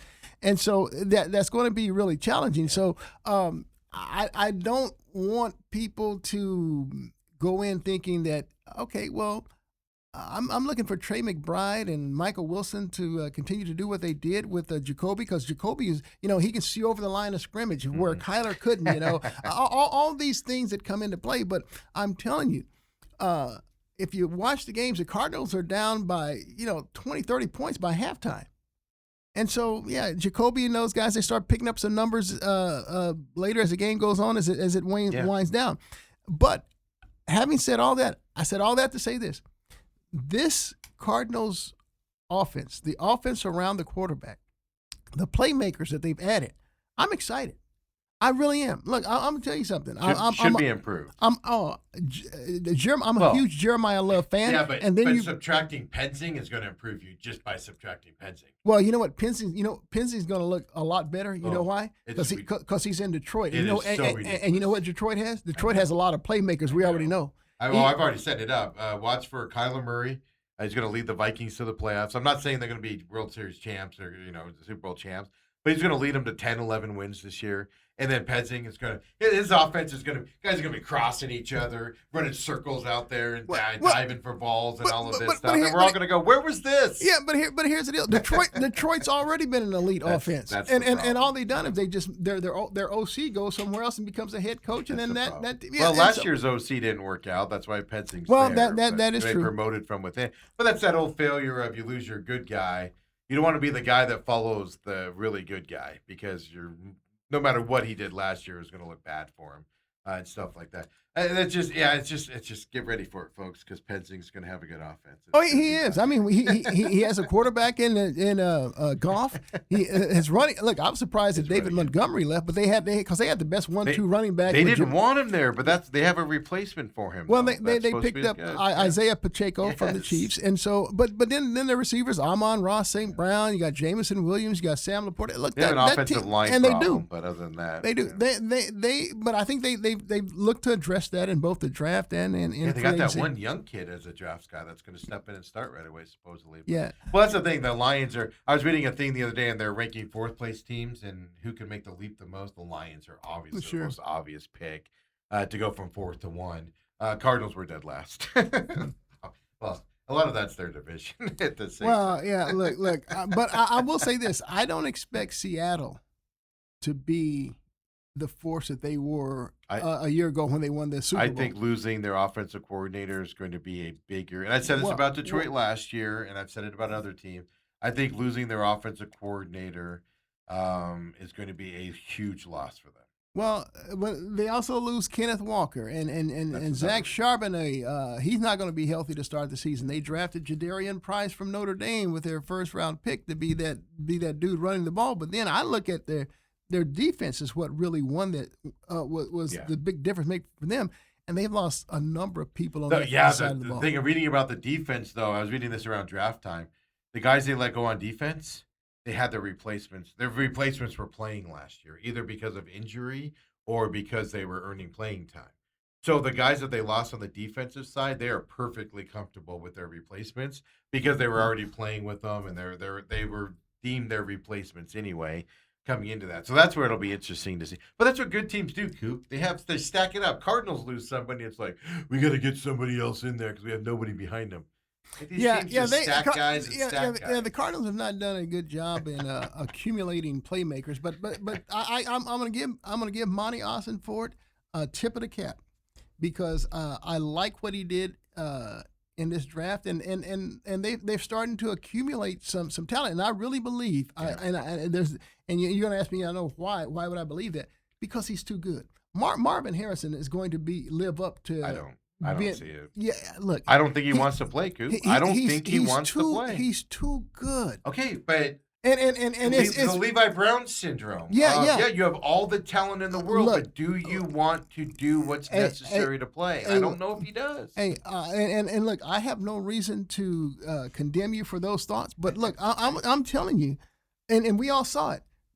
What he did at Ohio State's no joke. But the alarming thing is, he drops balls in his hands. That's why I can't get my head around that. A receiver his whole life that's his one job is to catch a ball, contested balls or whatever. Take away the contested one, he never wins. He rarely wins. Oh, he doesn't win. Just random balls where he's running wide open, they hit him in the hands and he drops them. Yeah. That's a lack of focus. That's a lack of wanting to be out there. But and that's a lack of knowing and comfortability of where you are. And we're in year 3. That could be a year 1 problem. It's not a year 2 problem if you want to be good. Yeah. And that's where I question, and I hate to say it this way, but I question if he's got the heart to play NFL football. Well, look, I don't think this is a DeAndre Ayton situation, because, I mean, you can definitely question his heart, him wanting to play. But I truly, and look, I'm just as dumbfounded as the next. I have no idea why this elite receiver can't catch a ball. And you might as well, like you said, don't even expect him to catch a contested ball. Every time a ball's contested, he catches a contested ball. And I'll tell you, Coop, our whole section mockingly claps when he catches a contested ball because it's so rare that it happens. Yeah, and so that's his role. His role is to go get that thing. He's tall. I saw a picture of him in Florida. Dude is ripped. Yeah. He should be able to tear a ball away from anybody. That's why I'm going to say, look. His contract year is 2 years away. Mm-hmm. And fourth year, because the 5th year option, because they want to pick it up. They have to decide on the 5th year option after this year. Yeah. So this is really an important year. And look, like I said, I have no reason other than that I just believe in his talent. I do. I've seen too many of his games. Most talented. Him and Neighbors, to me, coming out of that draft, were the 2 most talented guys on the face of the planet. Talent's not his problem. Yeah, that's his problem. His head's his problem. And year 1, I was willing to write off. Be like, all right, he was just a learning curve. Struggled with Kyler. He didn't get. If anything, when he was out of the games last year with Brissett, that offense flowed better. When he would come back in, that offense looked worse again. You know what? You're stifling that offense. You know what? I saw that myself. Matter of fact, Michael Wilson had this run, and then when Harrison came back, and Michael Wilson looks like a guy that they thought he was beforehand. And then as soon as he goes Harrison back out, and Michael's doing his thing. So I saw that too. I hope you're right. And you know what we're going to hear all preseason coming up here? Oh, Harrison's making this unbelievable catch in practice. He made this unbelievable catch in practice. I don't want to hear that. Check out this video of Harrison making this catch. I don't want to hear that. The ball just falls into his hand. We'll hear that all preseason long.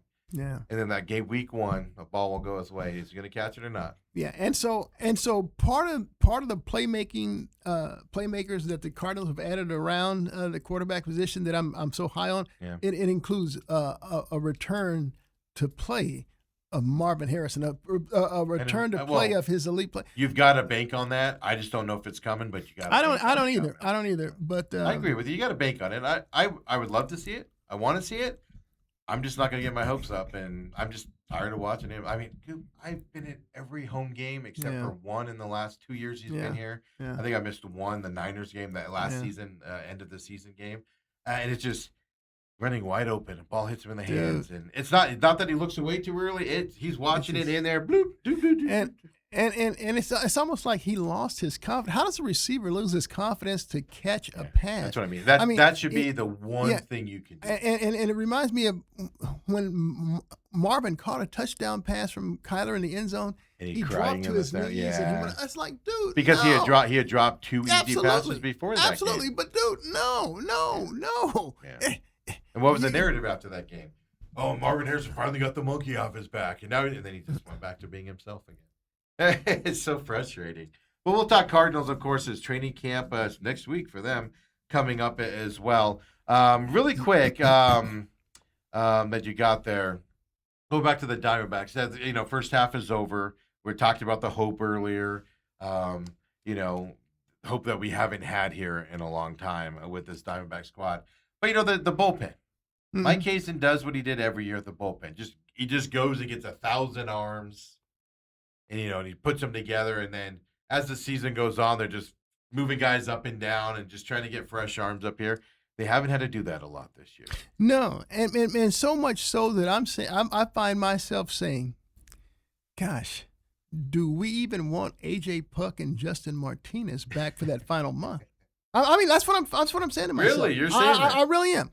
Well, I'll put it this way: if you get them back, it'll mess up the bullpen, but you won't need to pitch them much if your starters are still doing what they're doing. The only difference between this year and years past is starters are going longer. You're not blowing out the bullpen in game one of a series and having to use them all weekend, and then by the end of it, the guys can't throw anymore. But let me tell you something. Dude, it's just been a season long now. I'm half a season that I've watched. Really more than half a season. But I know. I always do quotation marks. Yeah. But I'm sold on Jonathan Loaiza. Yeah. And he's the guy that I'm like, young kid. They're just picking up a bunch of guys. I stopped calling him lasagna as my joke here because he's pitching so well. Yeah, he's earned his real name. Yeah, I'm sold on Taylor Clark. Clark was a former Diamondback draftee. He was a starter, but now he's come back and he's really submit. I'm sold on Juan Murillo. Absolutely. He sucked for me on Father's Day when I saw him in person for the first time. And the he's been good otherwise. And now that Diamondbacks trade that brought Brandon Garcia, dude, Brandon Garcia has been absolutely nailed. The Diamondbacks' problem with the bullpen this year is guys aren't pitching enough. Yeah, you can say that. You can probably say that. Yeah, but and then again, you tell me who you would drop out to bring it either. No, that's a serious. Because I keep going out, and I haven't got to Kevin Ginkel. Question.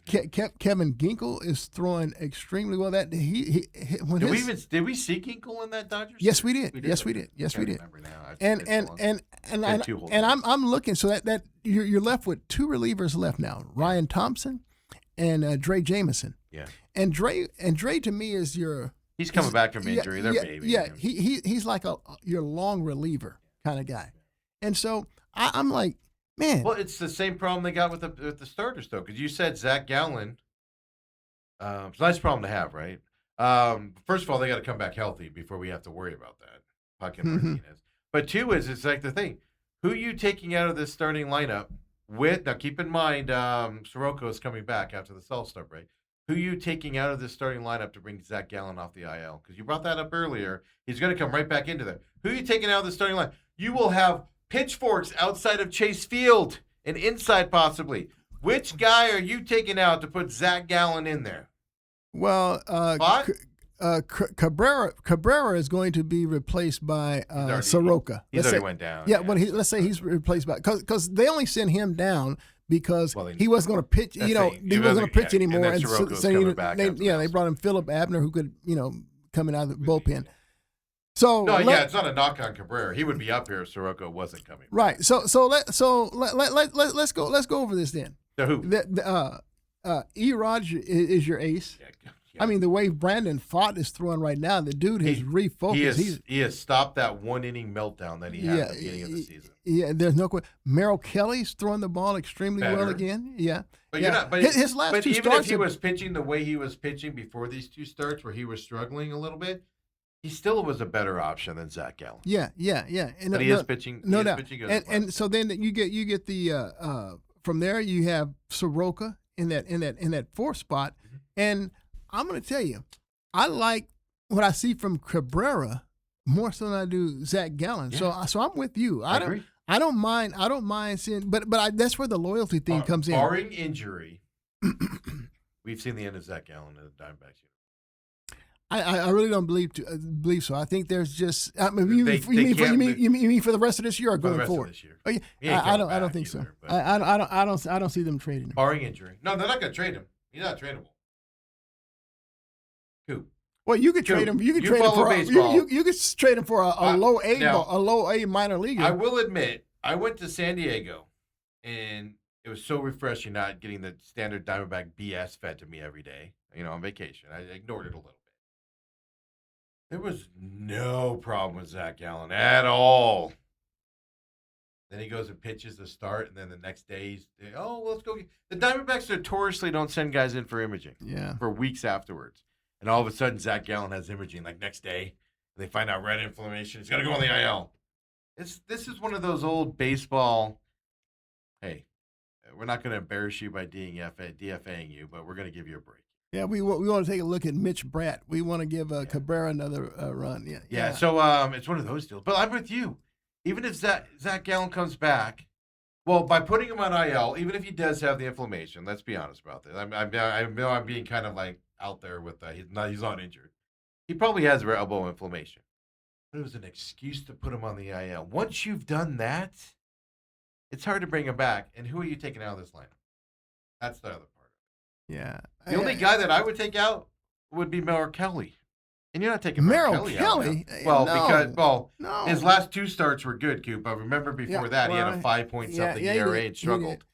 But these last 2 got him back into. But at least he gives you like the Diamondbacks going into the All-Star break. He gives you hope because he's pitched very well. I mean, barring injury, I just think that's the case on the starting side with Zach Gallen.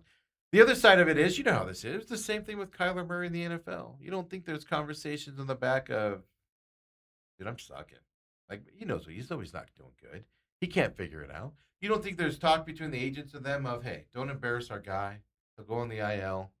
Kind of like what happened with Santana, right? He re-injures himself in AAA, so he's out there. Santana wasn't coming back. They were just trying to do the right thing with him, Doesn't mean he didn't get re-hurt, but they were fine. Oh, he got hurt again? Okay, perfect. Well, it's just always going to be that type of a thing, so they don't embarrass him because they don't want to. And I can understand that a little bit. Well, to me, I don't think it was the Cardinals who said that. It was Kyler Murray's camp. Yeah. You mean to tell me Scott Boras isn't on the phone? They quit. Kyler quit on the Cardinals. Cardinals didn't quit on him. I agree 100%. At least initially. And then the Cardinals kind of gave up on him. Yeah, they had to at some point. But that's my point. You don't think Scott Boras is going, you're hurting yourself. Yeah. You're already in a bad spot. Yeah, you're in a bad spot coming into this year, and now you're in a worse spot. You don't think those conversations aren't happening? But Gallen has to. It's incumbent upon him going forward because, as you said, he didn't get that contract that he wanted, so he wound up signing with the Diamondbacks with the arbitration number, basically that they threw out there initially. What was it, $25 million? And 15 of it's deferred. Yeah, but that's neither here nor there. But he couldn't. That's the best he could get on the open market was the Diamondbacks arbitration offer. I think the Diamondbacks overpaid him even. We don't know that for a fact. I think they gave him an extra number to come back. So this was a year that Gallen was looking to reestablish his value on the open market. Remember last year they were talking about Gallen's going to make $30 million a year in free agency. Absolutely.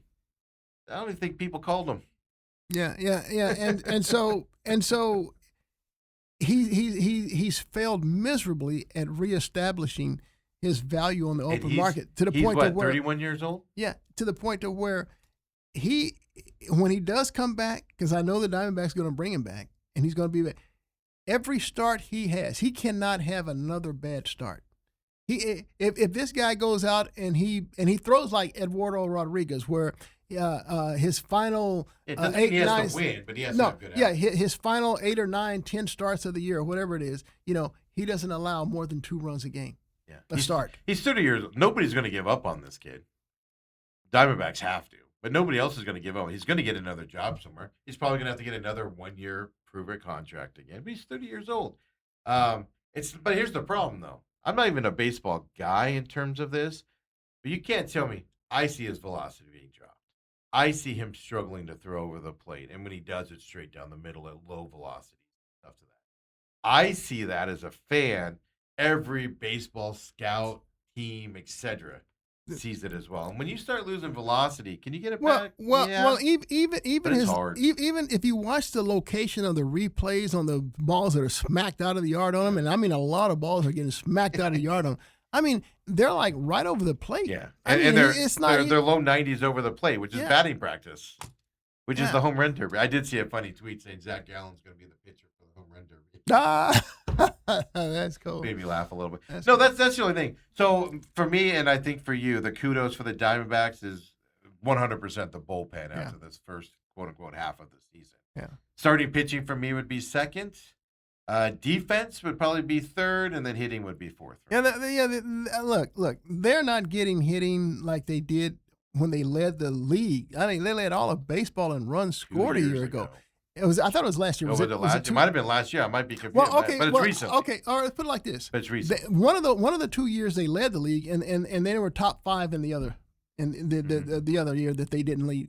So they've been able to put a lot of runs on the board, and I don't know if it's because they're losing jackrabbits like McCarthy, or maybe I can't even use Alec Thomas as an excuse, because Alec just. But Alex was an integral part of this team until last year. He started to struggle a little bit at the plate. Yeah. And then this year just lost it. But doesn't that also tell you about the organization? Yeah, but then Look at your boy McCarthy in Colorado. Yeah, and He's then on fire. but, Blaze Alexander and Orioles. but then you go back to Eugenio Suarez. You know, this guy was smacking 40 homers and driving over 100 runs. That's why I But said. remember how bad he was before that? Yes, and that's And why they stuck with him. And, we were all clamoring for him to be DFA and Lawler. You're absolutely And they right. stuck with him. You're absolutely right. And he came around, and so that's why I thought it was so important that when the Diamondbacks went out and signed Arenado, I was clamoring, just like a lot of people were for Paul Goldschmidt. Yeah. And then the way Ildemaro Vargas started the year on fire at first base, you're like, wow, okay. But you knew that wasn't going to continue. And it hasn't. And so now you look in New York and you see what Goldie is doing with the Yankees. 258 batting average, 15 home runs, 42 RBIs. Yeah. On Are you freaking kidding me? He's been playing. I mean, he's been playing well for an aged first baseman. Yeah. Dude, can you imagine? Look, how many more wins would he have brought the Diamondbacks if he were there? Yeah. And you still have the defense on top of it. Absolutely. So that's the other side. Because they brought in, I was reading articles that the Diamondbacks' philosophy about first base is, anybody can play first base. We're not going to spend a lot of money on it. We can always find somebody. Well, they didn't spend any money when they went and got Santana. That's for sure. Yeah. And how old is Santana? 88. It wasn't good. Now Arenado wasn't good in St. Louis. In St. Louis the last couple of years, but St. Louis is a whole hard ballpark to hit in, deep outfield and stuff to that. He's turned around. To me, Arenado, he was brought in for defense. I think Santana was brought in for defense, and then they didn't expect it to be that bad with him, before he got injured, and things to that. But you have Locklear, who's killing it in AAA right now, killing it. Now, I'm not saying he's going to come up here and be a good first baseman, but he can't do worse than Pavin Smith, right? Right? You're probably right about that. You're Right? probably right about that. I mean, even if he comes up and struggles. But And that's my point. Same thing with Cabrera. Cabrera's an upgrade to Zach Gallen, period, end of story. So if it comes down to you need a pitcher, my opinion is you bring Cabrera back up and fill that starting spot, and Zach Gallen go, because Cabrera's going to give you a better start than Zach Gallen. Period, end of story. Yeah. You look at Cabrera's last start, you see where his youth came in. It was he'd only given up one run through, I believe they were going to the 5th inning. Yeah. So it's a 1-1 ball game. And so he walks a batter, and then the guy's still second base. So he's on second base now. And so what happened was there was a comebacker. There's only one out. There's a comebacker right back to Cabrera. And instead of taking the out at first base, which would have made it 2 outs with a runner on second, he threw the ball to second, safe, and now the runner's safe at first. Yeah, and so now you got runners at first and second. So what does he do from there? He boxed the runners to second and That was the third. one where Torrey got ejected, right? Yeah. Box them to second and third. Torrey walked out there. Yeah. And get ejected, man. it was Start clear. spitting. It was clearly a balk. I mean, his inexperience is showing. It showed on the balk. It showed on him making an ill-fated throw to second I base. can live with those young because that's how you learn. And that's just it. And so now the infield, Diamondbacks bring the infield in because I think you're in the 5th inning of a 1-1 game, and there's a ground ball that would have been out at shortstop, but now because you have the infield in, both runs come in to score, so now you replace Cabrera. So Cabrera has done, even in that loss that he took, he pitched very well, except for his inexperience cost him. Yeah. But that's the type and you can learn from that. That's the type of play, though, that Torrey would send him down instantly. And then Zach Gallen, leaves several balls over the middle of the plate in the first inning. He's down 6-0 in the first inning. And then Torrey's like, oh, have fun out there for the next 4 innings, and we'll get you another start. That's where they're frustrated. I can live with those. Now, Cabrera does it every game. Yeah, and then like, we'll have a conversation. And that's my whole point. I mean, he's a young pitcher whose inexperience rather showed big time in him losing the game and the Diamondbacks losing the game itself. So, those are learning moments, and so I'm willing to grow with those moments as opposed to what I'm seeing from Zach Gallen, which is. And I think that's why. Forget about what the team does. I think that's why you'll see fan outrage and revulsion if Zach Gallen's back up ahead of him. That's all I'm saying. Yeah, it's brutal. Hey, really quick to wrap up baseball here. Umpires missed 14,441 calls in the first half of the season. Over 14,000? Yeah. Jeez. 3,217 calls were overturned by the overturned system. I'm doing the math here on a calculator. So 14,000. So 14,000 challenges and 30 and over 3,000 were wrong. Were overturned. Yeah. No. I'm sorry. Yes, that's how it worked. Yeah, according to the umpire auditor, 22%. I'll say this: it's got the worst umpires out of the game. With those 7 going. Yeah. Just a little thing here. Just an interesting deal around baseball. I like to point out because we're seeing in the World Cup right now all the, VAR stuff, and they're not getting it right. There's some other things they're wrong about it and stuff like that. Doesn't it feel, at least to me, doesn't it feel like the ABS has improved the game? I think so. I like it. I actually like it, and I think don't have too many and there's a strategy to it, and I think that it drives me crazy when I see a team like let's say Perdomo a couple nights ago. Like it's third inning, no score. Yeah. You're up to bat, nobody on, and nobody on base, and then you shout, dude, come on, man, wait for it to be a real big moment. Yeah. Well, that's the other side of the strategy, because the strategies are going to change when playoffs come. As well, because I want to see a game I want to see a situation where it's 9th inning, 2 guys on, you're down by 1 run, game 6 of a series. You need to win it to move on. You've used your 2 challenges, 3-2 pitch, right on the corner there. You don't swing at it. It's ball 4, but he calls it a strike, and the game's over. You've used your 2 things earlier in the game and lost them both. In that moment. Yeah. I think you're going to see a lot of teams be like, leave me 1 for the end of the game. Leave us 1 for the end of the game. Because that's where you're going to kind of just be like, what just happened out there? Yeah. So Diamondbacks All-Star game tonight. You'll see Corbin Carroll out there. Erod will get, probably an inning, I'm going to guess. Well, I think, look, he deserves an inning. I mean, look, what is this, his 11th year? Yeah, well, that's what I'm saying. This is his one shot. Yeah, and he's a first-time All-Star, and look, he's been with 4 or 5 different teams throughout his career. Yeah. He's well liked. Yeah, I mean, dude, you have to throw the guy in there. Even if it's one batter, get him out there. Yeah, right? you have to. You have to. And I'll be disappointed if not. And Carroll hit a home run in the All-Star game last year, and I think that kind of got jump-started his second half of the season. So I'm hoping he can replicate that. I'm just hoping Carroll there, because he's a young guy still and things. He's kind of a quiet guy, but I'm just being around all these other big-time all-star hitters and things to that effect, and guys that do what he does even better than him a little bit. I'm hoping that he just has some conversations with them, and they're just like, hey, man, we all go through slumps. This is how you work on it. This is what you do. You're doing too much. And they can talk about that stuff to where you can take that. Because it's not happening here with the coaching staff. No, Carroll's going after too many high pitches. I think teams have now started scouting him and say, look, when you get 2 strikes on him, let's go high. Yeah. He'll go chasing. And there's a certain pitch. I can't remember what it is. It's not the slider. I forget what it is, but there's a certain pitch that Diamondbacks are the worst at hitting. Probably the sweeper? Maybe it's the sweeper. I forget what Jack Summers put that out from Diamondbacks on SI, and just one pitch, but and they know it. Get down to 2 strikes, throw that pitch, and they're going to chase it.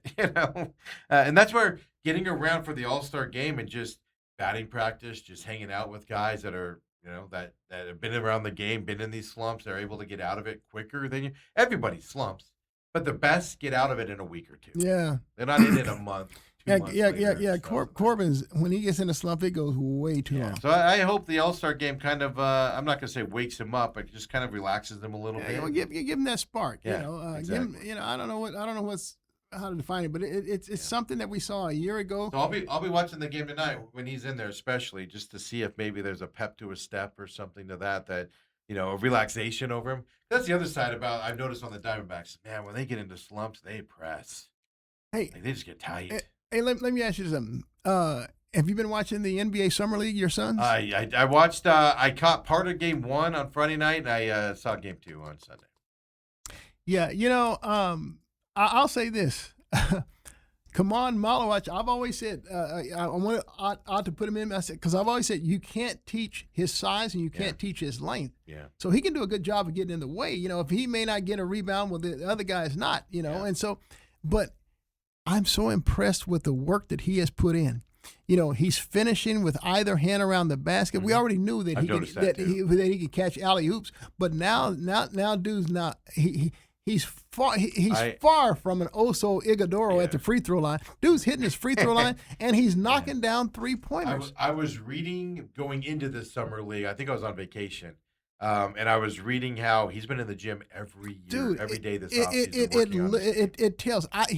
He's one of those guys that has helped like Oklahoma City Thunder get better because player development, their own players they drafted and they signed, they've gotten better. Malawak has gotten miles better. Now, I keep in mind, I pull it back a little, but the way I look at summer, I don't know how you look at summer league. I look at summer league as the guys like Malawak, Koa Peets, they should have good summer leagues because they're better than those kids, those mid-20-year-old kids trying to, G leaguers trying to still keep a job and stuff like that.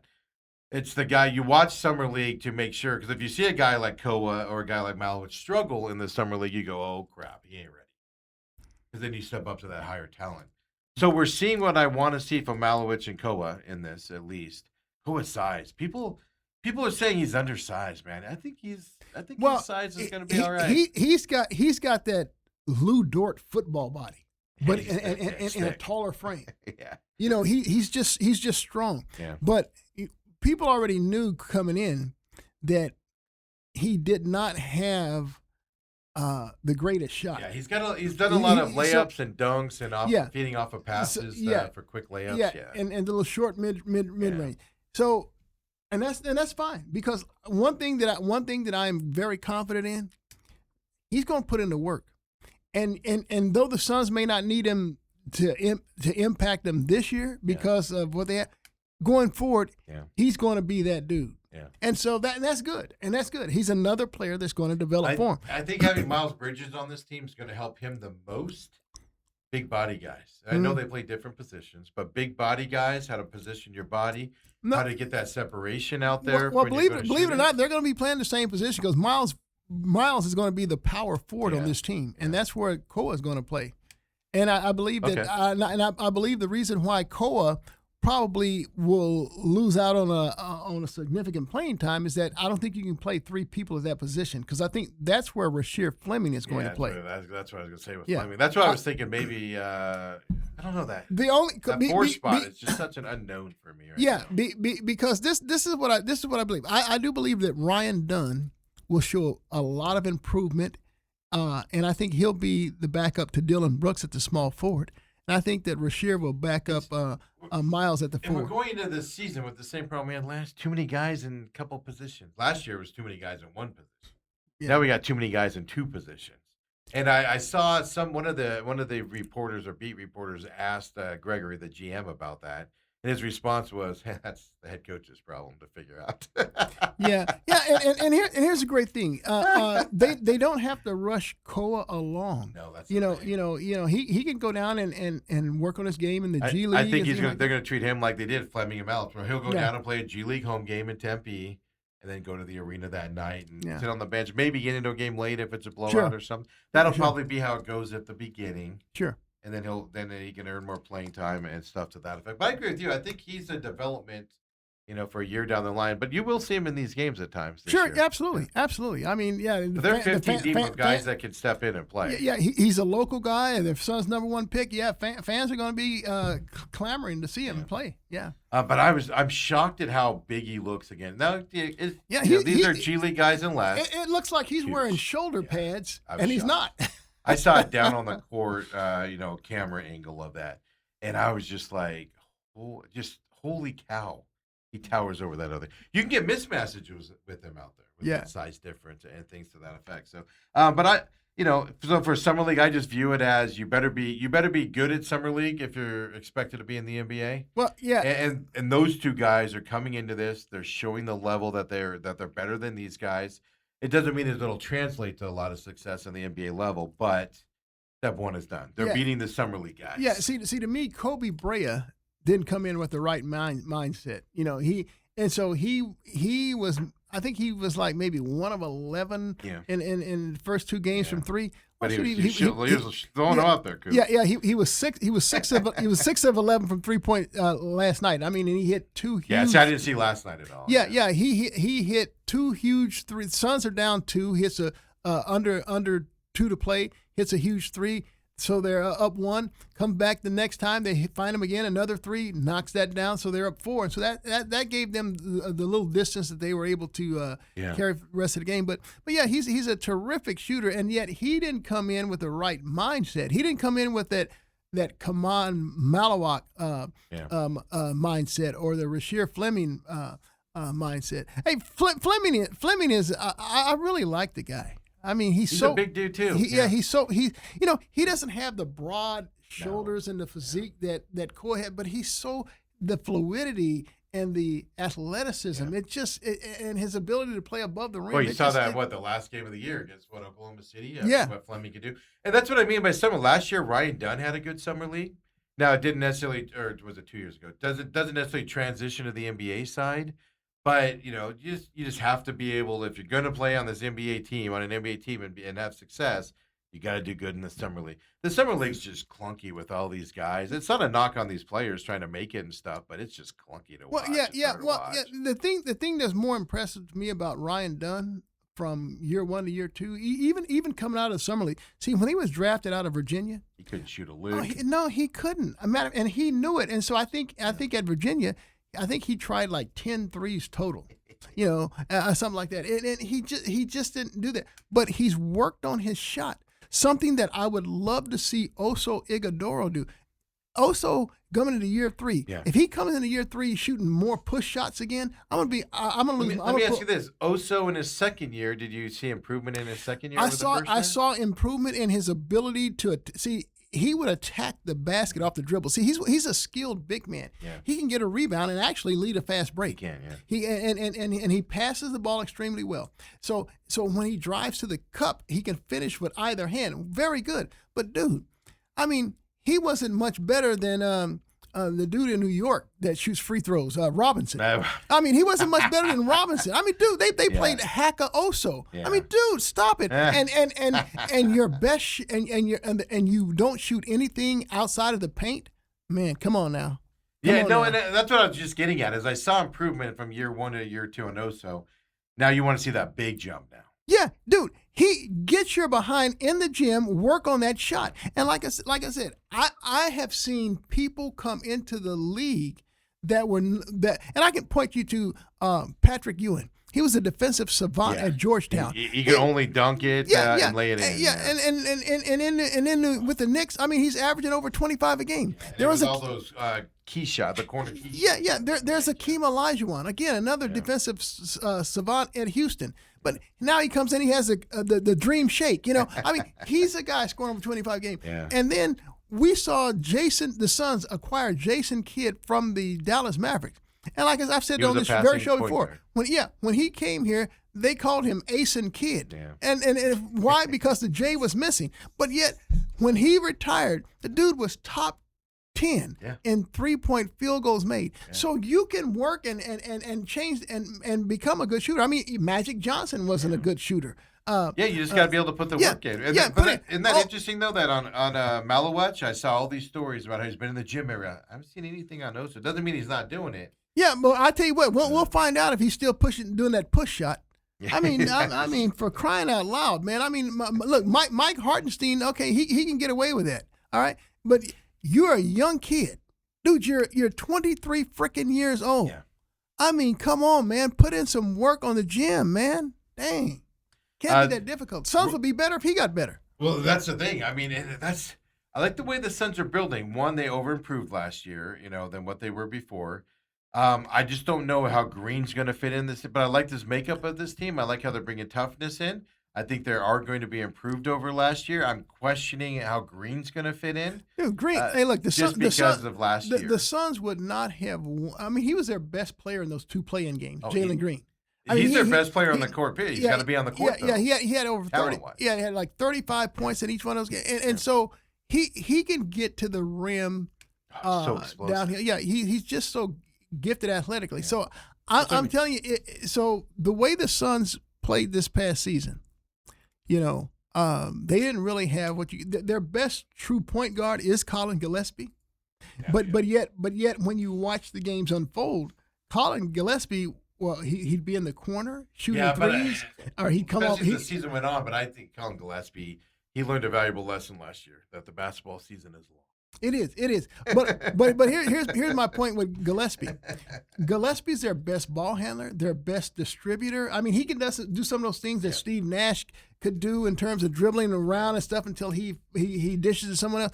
But yet, I just know how the Suns are. They get into these analytics and these metrics and stuff. Yeah. There were only 2 players who were better catch and shoot three point shooters than Colin Gillespie. And so Gillespie, they have him coming off these pin downs, or they have him standing in the corner. And so when they found out that, okay, only 2 players were better at catch and shoot than him, and yet he also was the Suns' all-time single-season leader in 3-point makes. Yeah. So all of a sudden, they're remaking this point guard. Yeah. I mean, I think middle of the season. I think the Suns could cut down on a lot of turnovers if they gave him the ball more to handle more. That's always conflicted me with the Suns. Like, you want the ball in Booker's hand, but he's proven he's not. Booker's a turnover machine, bro. Yeah, I know. But he's not the guy. He's not a point guard. Now he can bring the ball up from time to time and stuff. But they were like dead set on that. They got to get off of that. Well, his worst seasons were when Durant was in, because they ran the same damn offense. They'd throw the ball, throw it to him on the wing ISO, and when a double would come, him and Durant were famous for trying to throw cross court turnovers out of double teams like that. Dude, why are you running an offense like that? Yeah, no, I saw Vogel's going to Golden State under Steve Kerr for this year, which I like Vogel as a coach. I think Vogel was vindicated after you brought in Coach Bud. Yeah, I think Vogel was vindicated on what he was able to do with that just terrible makeup of a team that year. But he's up in Golden State now. Robert says it's the splitter. The splitter's the ball that the Diamondbacks can't hit, and it's like record. It's like record low levels compared to the rest of the league as well. And he says they could have not signed Gallen and went after Murakami. Another decision that Diamond. I don't know if they would have got Murakami though. But that's those decisions that you kind of go, all right. Well, I'll tell you what, the Diamondbacks need to really find that Eugenio Suarez type guy. They need a power hitter, a true power hitter. And look, they have Gabby, who's more of a contact hitter playing cleanup. Yeah. But when they have somebody who can be proficient at getting the ball out of the yard, the Diamondbacks seem like they do better offensively in terms of scoring. How many years have we been clamoring for a third baseman here? I know Suarez became one. We expect him to be, and then he outperformed it after he struggled for long. But first base and third base, they've just now, you had Christian Walker at first base. Forever, for a ton of years. So you could kind of ignore first base, but I think they've proven they just don't care about first or third base. And to me, that's what the power guys are. They Yeah, go get those old aging guys to fill those gaps. yeah, and so then you look down at their farm and you say, okay, what do we have on the farm? What what they've had is they've had a glut of shortstops, Yeah. and so much so that they're still do. moving Jordan Lawler to center field, Yeah. and Lawler's so athletic. He again reminds me of Fernando Tatis, who was a shortstop. Yeah. Now he's made a successful transition to outfield in San Diego. Outfield's easier on your body. But yeah, too. you're looking at the Diamondbacks farm right now. I mean, their best players are again shortstops, like this Kason Cunningham guy. Yeah, they just drafted a couple more shortstops in this draft on top of it. Yeah. And so I'm like, okay, they really do, and I know that they're moving people around. Like even Troy Tulowitzki, he was a shortstop. Yeah. And they tried moving him to third base, but now to get him on the roster, they moved him to the If you could outfield. play shortstop, you could play third base, but it's not always the case. They always go put him in the outfield. Yeah, Which I find it interesting too. That's why we have this logjam in the outfield, or at least did going into the season. It's because you want to convert everybody to an outfielder. Well, part of that's because you have Marte at second, Bob Nightingale, by the way, and then Perdomo at shortstop. You know, those are hard guys to replace from that. But you need corner guy, and it's as I look at it the same as I do the bullpen, where it's just like they just assume like we'll just sign 100 guys in the bullpen, and it'll be good enough. Whereas all these other teams are like the Padres. Oh, we need Mac Miller's our closer. This is this guy. This is this guy. You know, and they just throw a ton of. I think the same way with first and third, where they just think it's a commodity and anybody can play it. And we just learned Pavin Smith and the old guy they just released. You know, we just learned that that's not the case. Santana. Yeah, Yeah. And like you said, I mean, Ildemaro Vargas, he's usually been a third, short, second base been guy. a journeyman. And, This year he's improved. but now they moved him over to first base. I mean, so he had become their first baseman. And Tim Tawa, here's another guy that Tawa plays everywhere. Yeah. And he can't hit. Yeah, but he did in that Dodgers series, so I'm like, oh my gosh. I mean, but Tawa goes down to AAA. This is their problem too. Is they have a few guys that Waldschmidt. I'm not saying he's going to be bad in the majors, but he goes down to AAA and they dominate. Yeah, Tawa, Waldschmidt, Lawler. You bring them up, but that also comes down to they don't get the opportunity. Right. I think like you see with McCarthy in Colorado now, and Blaze Alexander. He goes out every day, knows he's in the lineup, and knows he's not coming out. Regardless if he goes 0 for 50, he's going to still be out there, and they're going to get a chance to come out of. So now I started watching Rocky's games because of McCarthy, the way he's playing right now. And Rocky's games are terrible to watch. Yeah. But that's another team that is terrible, but has a ton of hope. Yeah. Ton of hope because of the way they're playing and their young kids up there, including McCarthy. He's got 2 inside the park home runs in the first inning this year. Yeah, One against Paul Skeens, by the way. Yeah. Look. With him and Corbin Carroll on the team, and the way and Perdomo has always just shocked me. He's not a speedster, but he's so smart. Yeah. You know, and so that's why I know the Diamondbacks have looked around. They said, look, Perdomo's like what? 24 years old. Yeah, and they said, look, he's our shortstop of the future. Yeah. I mean, he's not going anywhere. And they just paid him to do that. And so now they're trying to find all these other guys you have down on the farm that are shortstop. Say, look, we got to find another position for you if we're going to get up to the majors, because Perdomo's that dude. Yeah, it is. I mean, Robert brings up another point is if you look at the Diamondbacks compared to other teams, they're just undersized all the time. They draft a lot of those high school kids that are like this year. They went mostly college this year. Yeah, they draft like Corbin Carroll's like one of those high school dudes that was really. Corbin's not a big dude. Folks. No, he's not. I've been around him in person, and he's not a big. He's not a big dude. He's got the power though, but yeah, you're missing though. I don't want to use Aaron Judge as an example because he's an enormous human being that you generally don't see on a baseball diamond. But every team's got that 1 or 2 guys that's just, all right, I'm going to go jack home runs. Give me my lumber. Let's go. You know, and stuff. And it's like a philosophy for the Diamondbacks to go undersized, which it's a strategy, I guess. We can just say that.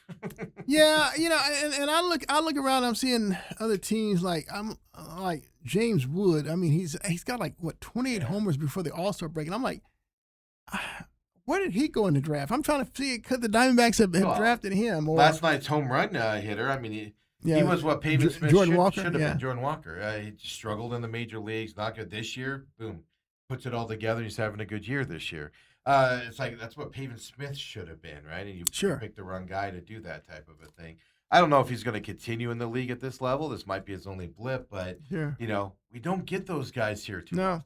no. And that's And- where they're kind of missing a little bit. And they had this one draft. And I think Drew Jones was like a top 5 pick. And he's a big dude. Yeah, and he's big. Now I said, And okay, he well that couldn't get out of California League Yeah. until this year. Yeah, he every year there was always something wrong with this kid. I was like watched a lot Anthony of Davis. games of him hitting the ball off that stupid barn at the home field in California League. He hit the ball at home runs, and it'd be off the stupid roof of this barn and everything. And I'm like, why is this kid not getting moved up? Well, Like 2-3 years. shoot, he hadn't even played a full season in minor league. I mean, he's He kept always getting hurt. Yeah, him and Lawler. I mean, it's like, dude, are you freaking kidding me? I think he's. I mean, remember how But hyped he I think was? this might be his healthiest year, or maybe last year was his healthiest year to date. So I'm trying to see here. Isn't he? Is he in Double A now? I think he is. Yeah, I think he's in Double A this year. So they're starting to give him some. Well, some he's starting to rotation. show that he's playing healthy now. Yeah. I mean, dude, Yeah. come on now. I mean, Yeah, it's just interesting. I just don't. The strategy of undersized guys just. I mean, I brought that up in the closer. As much as we give props to Seawald, and I'm going to continue, it's just, my idea of a closer is a Mac Miller over there in Padres. sure, man. Just sure. Guy that comes in overpowering. Oh man, The music to walk in is intimidating. He stands on that mound, and you just know you're not going to hit this guy. no, you're not. I mean, That's my idea of a closer. I mean, his off-speed pitches are like 98 miles per hour. Are you freaking And he kidding gets me? faster as he's out there. I mean, him, Chapman back in the day. I know he's still around. But, Aroldis his Chapman. prime- I think he's still with the yeah, Red Sox. He's still around. But just big, imposing Sure. guys that just go out there and throw it and stuff. And it's just the Diamondbacks. It's just a lot of that around here of just undersized guys. Or we're always trying to reinvent the wheel here. Cardinals with the that hybrid position for a while they were trying to get in there. The Diamondbacks undersized. Just we always try to reinvent the wheel and be smarter than everybody else. Just go get the talent. Man. Yeah, no doubt. And so, What does it say, really quick as we wrap up? What does it say about Arizona State? 10 players drafted in the draft.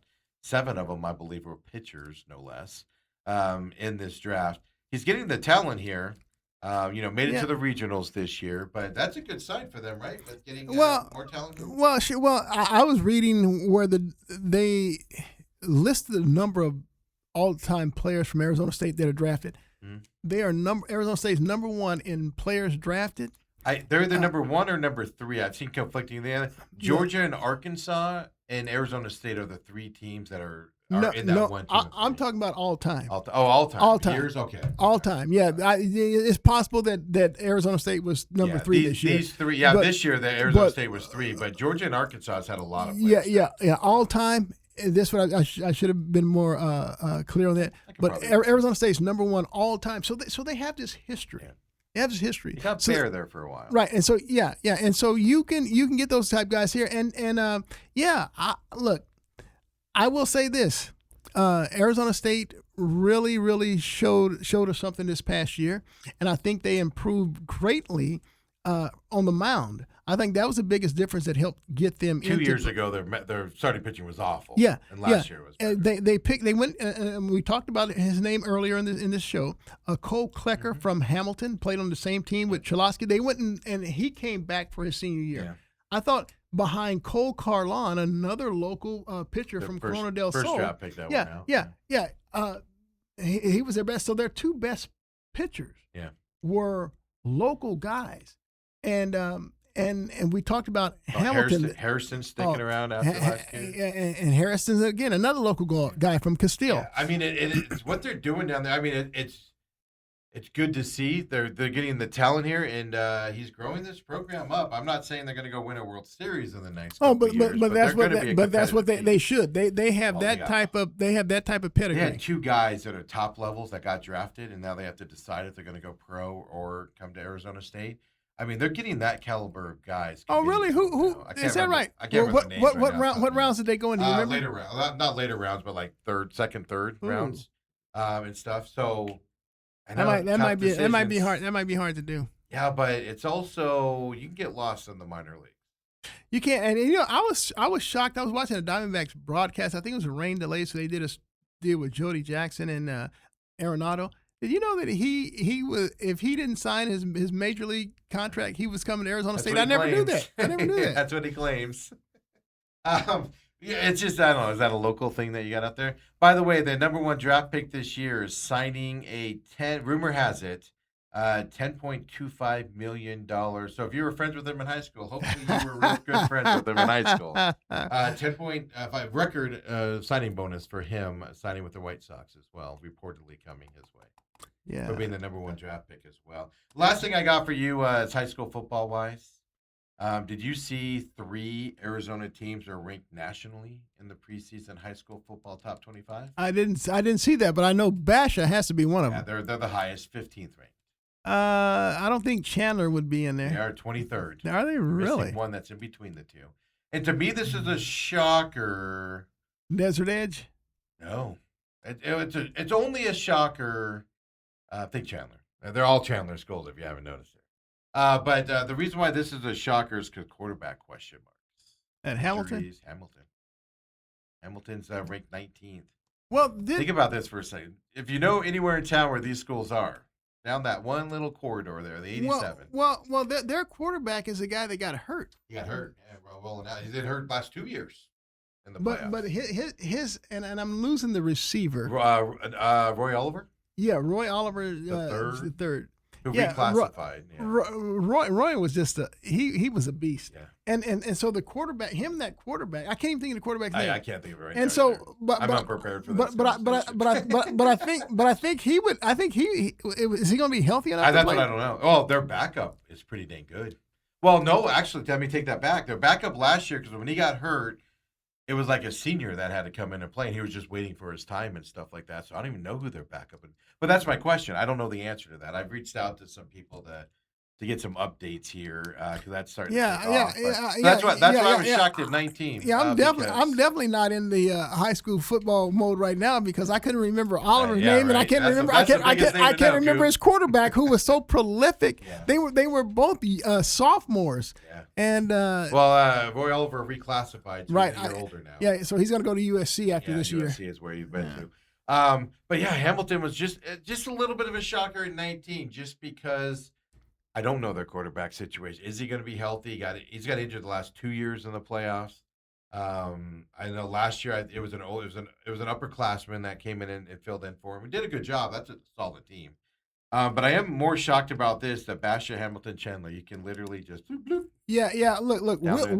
Will Menzel just had one hell of a year. I mean, he came out of nowhere, and it was just the coaching change, really. I think he's committed to Oregon. Yeah, I believe so. Yeah, and I'm shocked at how many of those kids are going to Oregon. Yeah. Well, I tell you what, Oregon's had a nice pipeline here in Arizona. Yeah, they get some of our top rated players out of here. All the skill guys, skill position, obviously type of a deal. So just look at that 3 Max Preps top 25 national ranking. I did not know that. Wow. Yeah, Chandler's back 23. Well, I would say that if I had to pick a favorite of those 3, it would definitely be Basha. It's Basha. It's not even close, is it? No, it's not. It's not. I think their whole team is going D1. Yeah. The Water Boy is going D1 Water Boy. At least based on the rankings, I guess we got the number one Arizona State. When I say we, number one player in the state, the offensive lineman Hildebrand. Or Basha.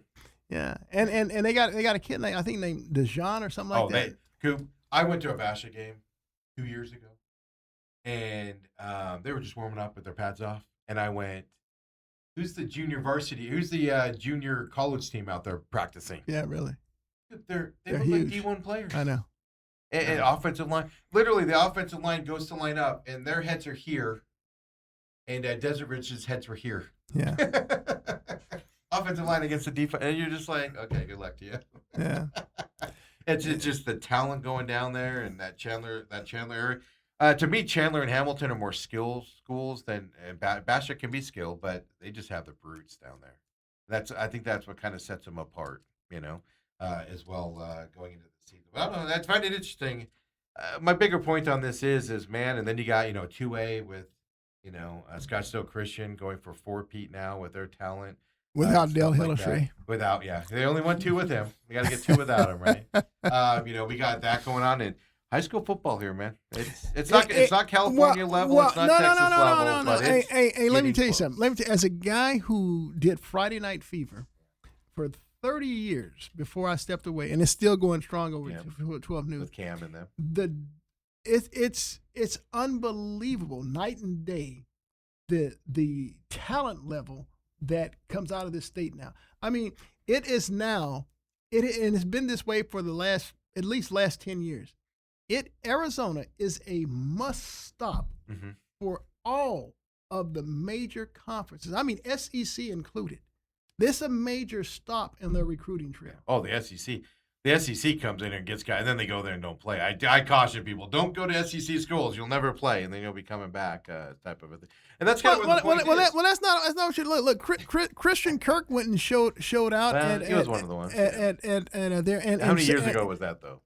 Well, and then I'll give you the guy that the Eagles drafted. He was from Saguaro, defensive back. And why am I losing his name? I know, I just forgot his name too. But who are you talking about? Yeah, those skill positions. I'm talking about linemen and stuff like that. But here's the thing: it gives you hope with Kenny Dillingham keeping Hillenbrand here.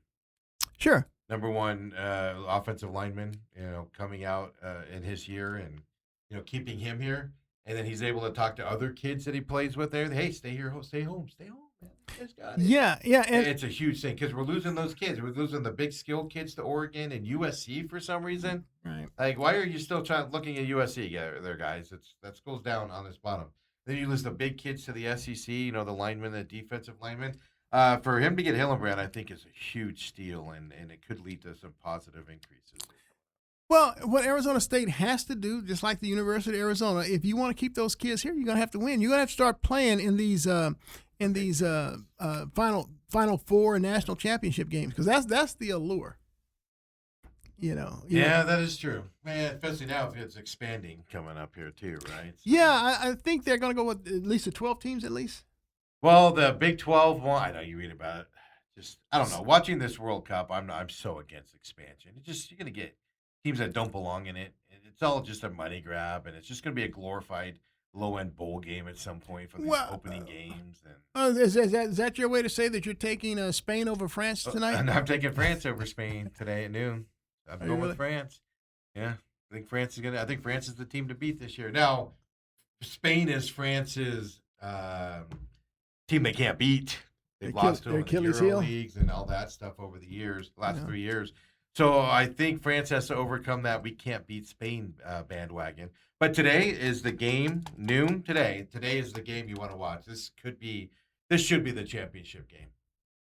Meaning the next game the championship game might not be as good as this. Well, you got the two of the biggest stars going tonight anyway. Well, the 3 on France, Bopway, and those other 2 guys that I just forgot their names on it. I always joke around and go, "Who's on Spain? Anybody know who's on Spain?" It's just full of talented, just top level guys, and stuff like that. Things. England. I got England over Argentina tomorrow. Do you really? Argentina hasn't played a top 10 team in this whole tournament. They've struggled with Cape Verde. They struggled with Egypt. I think in England, normally England's the team in my eyes. I say this all the time. England's not one of those power soccer programs. Well, they have a ton of. Here's the problem with England: they have a ton of talent. They should be one of the best in the world. But then they get to the World Cup and they just disappoint you. There's no grit to them. They face some adversity and they always get knocked out for some stupid reason, and the country hates them and all that stuff happens. They're just not mentally tough, is how I'll put it. They just lose for some reason. And so this year they changed my mind on that. They changed your mind, okay. Because they went to Mexico to play Mexico, went through that hostile environment, won that game, right? And then the next game wasn't a letdown. This last game that they played over the weekend wasn't a letdown for them there. I think England's got the grit to get there this year. Yeah. And I think you do have to worry about officials favoring Argentina a little bit because it's messy. You do have to worry about that. But I just think England's ranked 4th in the world. First top 10 team Argentina's playing this whole tournament. They struggled against some of these lesser teams.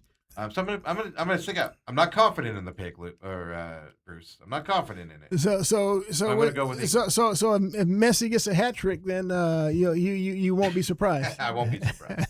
I won't be surprised if Argentina wins it, but I'm gonna go with. I just can't wrap my head around it. But here's the problem, though. Whoever wins the Spain France game, they're gonna be the winner.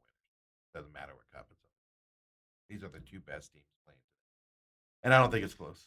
I think there's a big drop off behind them.